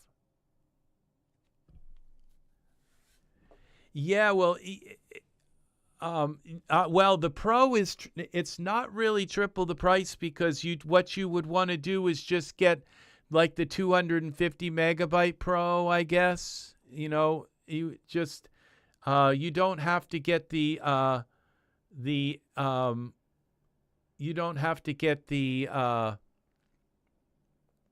and what you could do is Yeah, you don't have to get, and you might be able to, yeah. So you just, I 250 megabytes gigs is kind of low. If you can swing the 512, I would go with the 512. But yeah, I mean, because you work in Daz Studio, then yeah, an iPhone is definitely a good purchase. Okay. Now, if you didn't work in 3D and everything like that, I really can't come up with any reason whatsoever. Maybe the camera can be a little bit nicer in some ways, but even the Samsung has a better zoom. It's this Samsung, this Samsung is a 200 megapixel camera in it, and I think the highest the iPhone is like 50. That's for their top model. So yeah, but as a Daz artist, I would recommend an iPhone, but only if it has the LiDAR camera in it. Okay, and someday you will thank me for that, because it's fun to play with. It is so fun to play with, because you just put your camera up in front of your face, and the camera records all your face movements, and it records like you're going like this. It records your expressions, so you'll never have to buy another expression, okay? Because you have every expression known to humanity that you can generate on your face. So yeah, that SquarePants Bob expression, like with a smile, yeah, that one, you have that one too. So yeah, it does. And then what you do is you wait until this Face Mojo stuff, it's expensive. You wait until it goes down in price. And it works. It's not perfect. Like, their lips don't perfectly sync when you talk and everything, but you can literally, it doesn't work that perfect, but the expression part kind of does, where you can just isolate an expression and use it on your figures. That part works really, really well. So yeah, that's my advice. But you don't have to. You could just keep what you have, and it's fine. I always look and say, I don't want to buy things redundant. I don't want to end up, having to buy like that phone, that iPhone that you just bought could last you, 10 years. But it won't if in 2 years or a year or so you say, oh, I wish I had a LiDAR camera. It's just one of these. It's on the back. It's all these different cameras. Well, it's one of these cameras on the iPhone is a LiDAR. This is my iPhone. I think it's a 14. Yeah, it's a 14. And this one on the back of here, one of these is a LiDAR camera. I don't know which one. I just know that one of them, there's like 4 cameras on the back at least of that. One of them is a LiDAR camera, and when I point that thing at me, it might be actually one on the front, I'm not sure, but when I point this thing at me, it puts this mesh on my face, and it's the only thing that works to track face motion. And so I can make any Daz figure talk and follow my my voice. And it works kind of okay. I mean, it works okay, but the other ones don't work at all. It's like all of a sudden their eye just like flips inside out, or their lip gets stuck up and it just doesn't. Yeah, it's just like none of the other ones work at all. They're all a big gimmick. They all are a big gimmick. Like, people go out and spend all this money, spend like lots of money, like $250, like for the actor one that comes with character creator, actor something. I can't remember what it's called, but it doesn't work. And they say, oh, and it works with your webcam. You know, it doesn't. The only one that works is the LiDAR one, and it works okay. And maybe they'll be able to upgrade the software and make it work a little better in time. But that's the rundown on all of that. I've been down all that road. I spent like a couple of months messing around and making 3D, like making my Daz characters talk and stuff. So there you'll find some videos on my channel if you go back about me showing some of that stuff off and using the light. And so this now my other Apple phone doesn't even have a LiDAR camera in it. So this is the only one that does, and so I will never probably buy another Apple phone, okay? And unless they come out with a better LiDAR camera, one that actually works better with the because the mouth kind of looks like it's talking, but as you well know, when you animate like mouth movement and everything, you can just stop this at that frame and move the mouth a little bit more this way or move it that way, or kind of do to make the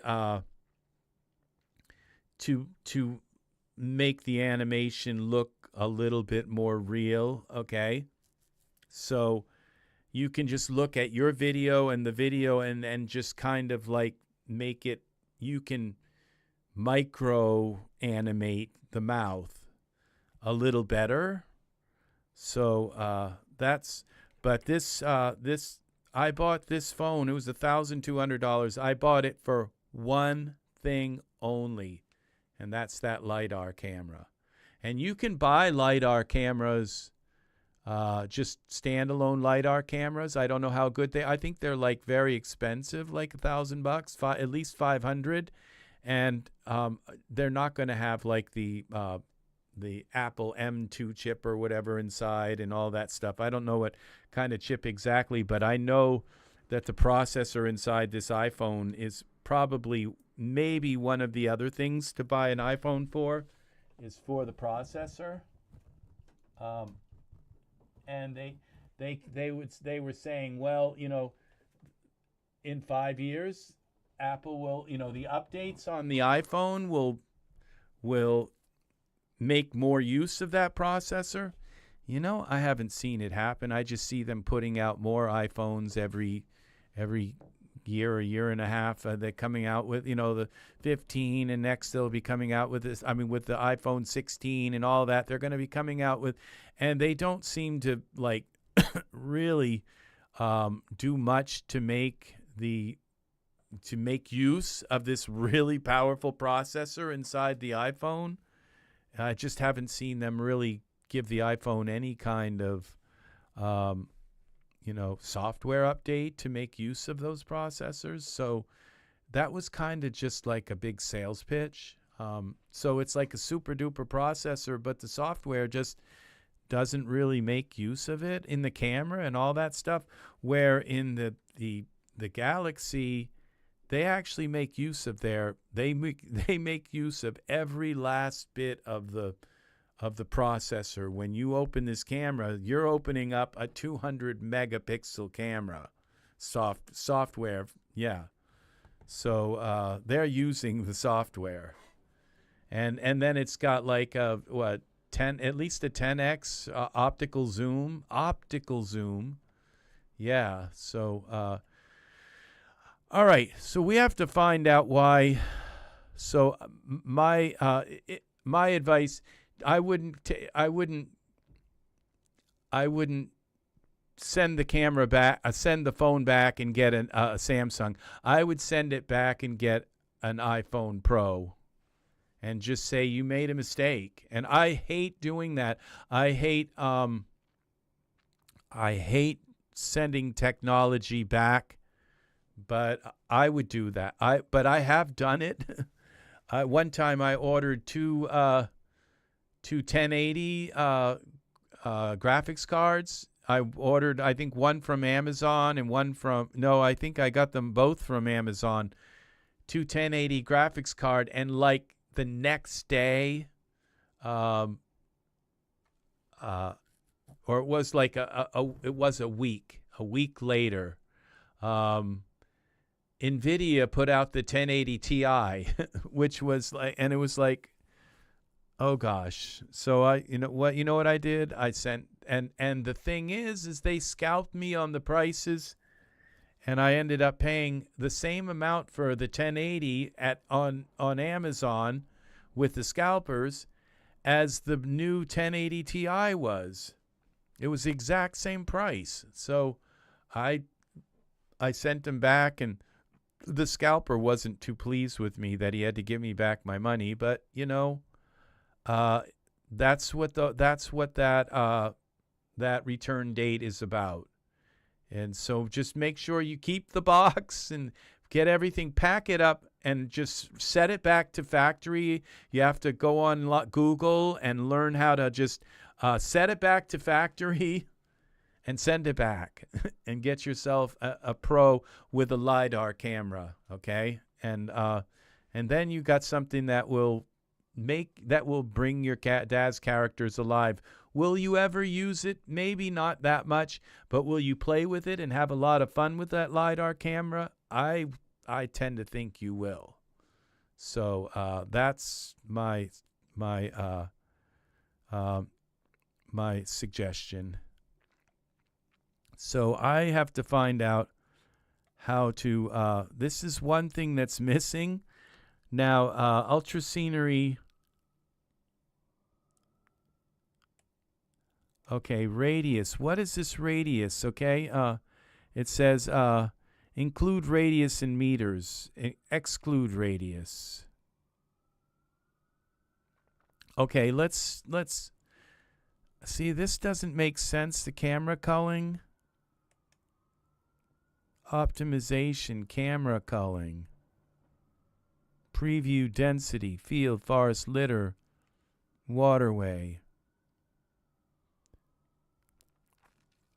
Okay, well, this is that one of those parts like, maybe I should have read the manual. Or I should have watched Martin Frost's tutorial that I bought. Okay, so because usually you just have usually I can just figure this stuff out because I've been using it, the other ones, for so long. But this ecology, I have no idea what this is. Material, okay. What are these? It looks like this is some kind of edge, where it's the edge of the water. But it looks like the grass is going right down. Some of these things are just not as okay as this. Doesn't look like this Ultra Scenery 4.2 is actually finished. Okay, water level, water height, water depth, match terrain width. Okay. What happens when we do that? Okay, visible, water is visible. Okay. Okay, what's this other one here? There's another water thing.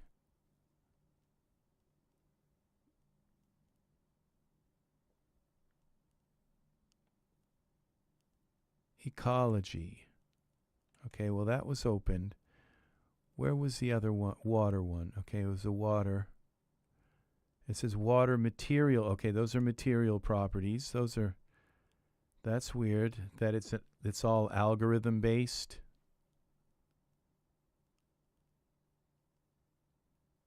And the biome. See, right in here, there should be something that says, okay, distribution, that says camera mask, altitude. Okay.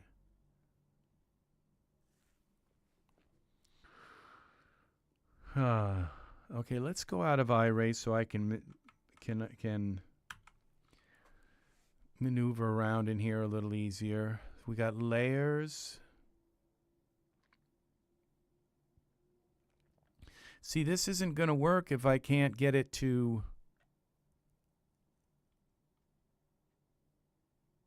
restrict itself to the camera. Extend forest, that's not it. Seed, okay, features. What are these?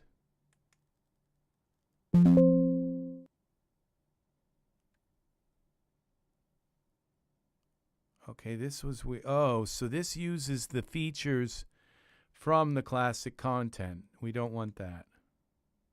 We want to use our own land. This is quite ingenious, actually. What did that do? Did it replace my features? Am I going to get them back now?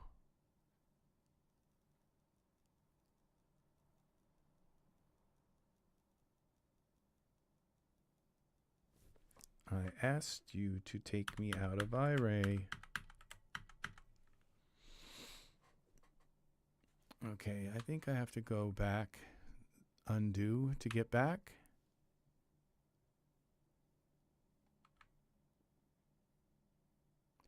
You can Google the LiDAR camera, not Google it, but go to YouTube and look up LiDAR camera.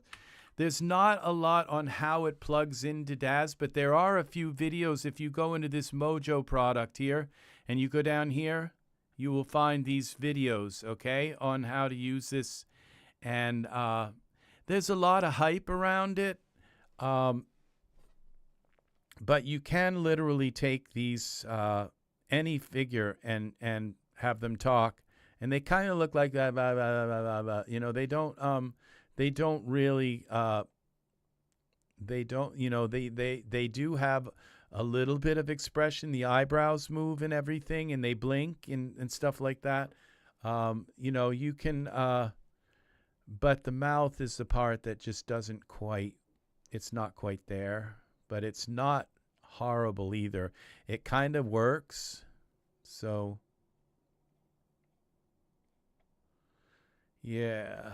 All right, we're out of that now, so now we can actually get around in here a little better and see what's here. Now, I wanted to turn this, the features. We didn't get our features back. Control Z. Okay, so undo doesn't work.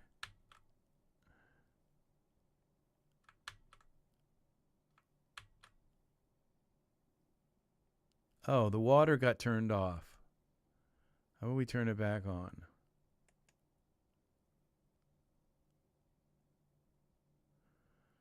It doesn't matter because the water is now too low. So, well, at this point, I have work to do. I have to study this. Okay, and my camera's even gone. I undid it back so far, so my camera's gone. And it puts so much grass in here that I can't do anything now. It's just, and now what you have to do is, there's so many instances, you have to go into your render settings and you have to turn on memory, because when you have like all these instances, I think it allows them to be, parts of them to be saved in your system memory instead of the RAM, instead of the graphics memory. I'm not positive about that, but all I know is it makes it work better. But nothing's going to make this work better because it's put grass. The grass is not only on top of the ground, but I think it even goes under the water. So, yeah, I don't think this Ultra Scenery 2 is up to snuff yet. It's not. And so,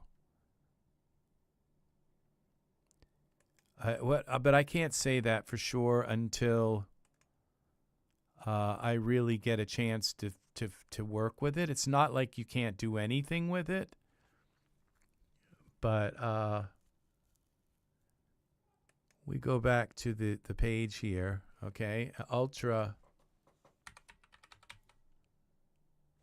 scenery. We go here. Says requires an iOS equipped device with true depth front facing camera.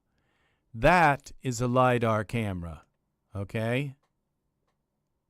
See, so that's right here. I recommend official Face Mojo iOS app, and I think that's free. There is another app I think that's part of it. That's all part of this. That wasn't free, but I think it was like $5 or something. But yeah, it requires an iOS device equipped with a true depth front-facing camera. So iPhone X, 11, 12, iPad Pro. I didn't see that your now just find out if your Plus. If iPhone 15 Plus has a LiDAR camera, then you don't need to buy anything else. You don't need to turn it in.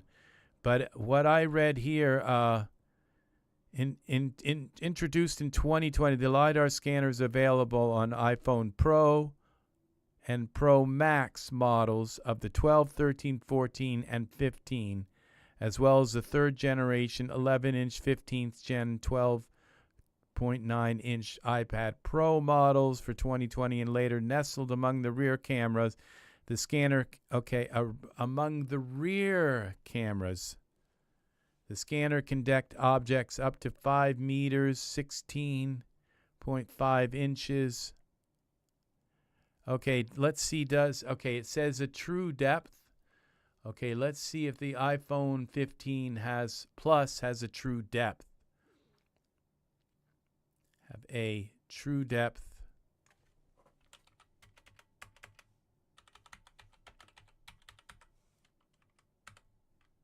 camera.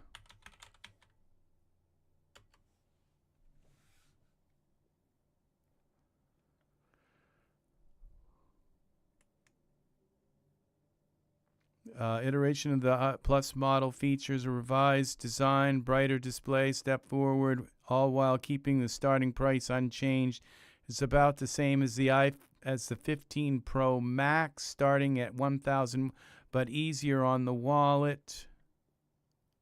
Which iPhone models have a true depth camera?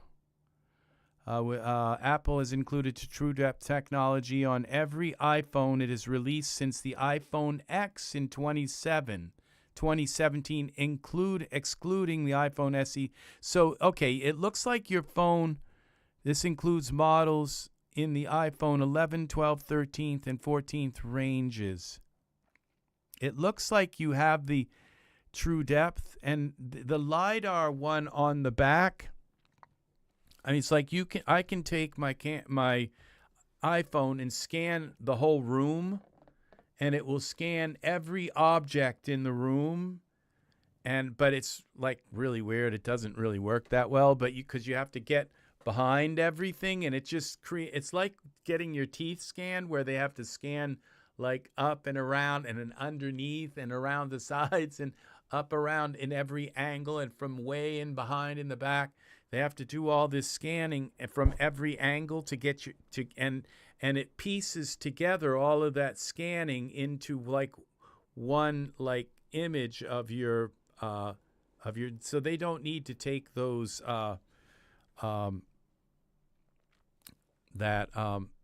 those impressions, those dental impressions with the, sometimes they still do, but they don't have to take those as much anymore because they have that scanner that scans, and it scans on the image like in 3D.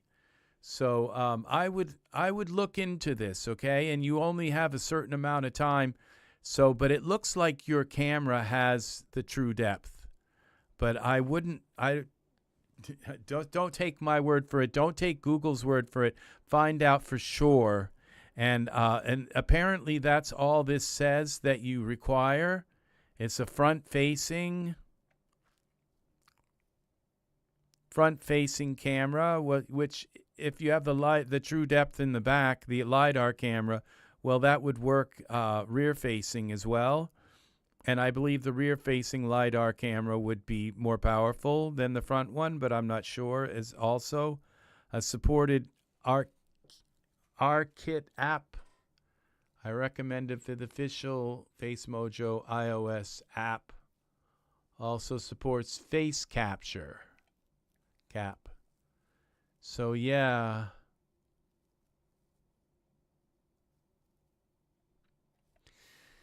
Yeah, very interesting technology. I have all of this.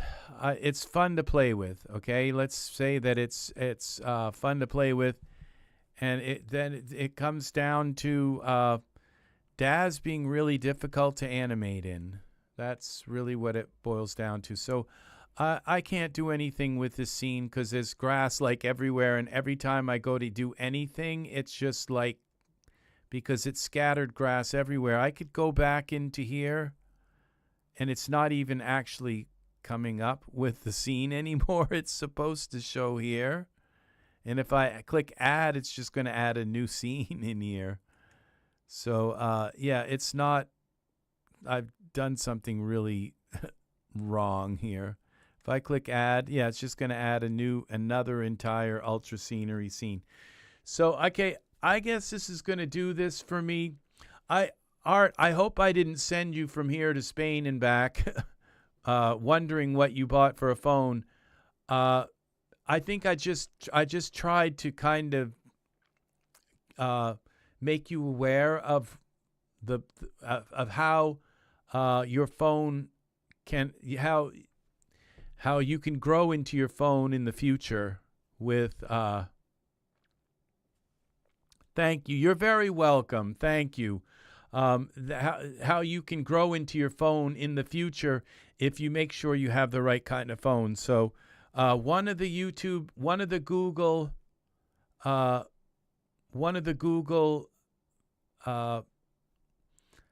searches said that it doesn't have a LiDAR camera. The other one says that it has a true depth camera. Okay, and so I believe the true depth one is on the front of the camera, and the LiDAR one is on the back. And so you can take that LiDAR camera, and you can just like put an object right in front of you, and you can just kind of circle around that object and scan it, and it saves it as an OBJ file. Okay, so this is why you know, I wouldn't dare talk you out of an iPhone, considering that that you have so much invested in DAZ Studio. But I would definitely try to talk you into making sure that you have that if you're going to buy an iPhone and pay for it for the next 2 or 3 years, that you get an iPhone that has LiDAR and that has the true depth.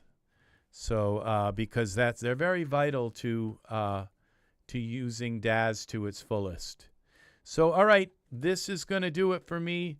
We're going to play a little bit of, I guess we're going to go with, I better not play that music. I might end up with copyright stuff. So I did purchase the rights to use them, but okay. Thank you very much, people. Yay! Music. I actually have my music queued up, so at some point I might be able to play some of my own songs in the background while I chatter on, okay? So take care, people. I will see you again in the next Ez3dTv tutorial. This is Rex Red saying so long for now. Have a wonderful evening. I look forward to sharing much more with you, Art, and with everybody else. Thank you for the likes. Angus, have a good night. And we had Pat here, and Crypto X, and Chris Cox, and Ted. Thank you. And CDJ. and 3D Madness, who told us the wonderful information, awesome information about Mesh Grabber, the new Mesh Grabber. And so, yeah, let's see who else was here. We got Pat and Angus popped in and said hello. And Art, you've been here like all night. Thank you very much. Thank you. So it's been 4 hours, Art. Thank you for hanging out with us. You take care. Good night, good night, good night, good night, people. Have a lovely, lovely evening. Bye-bye.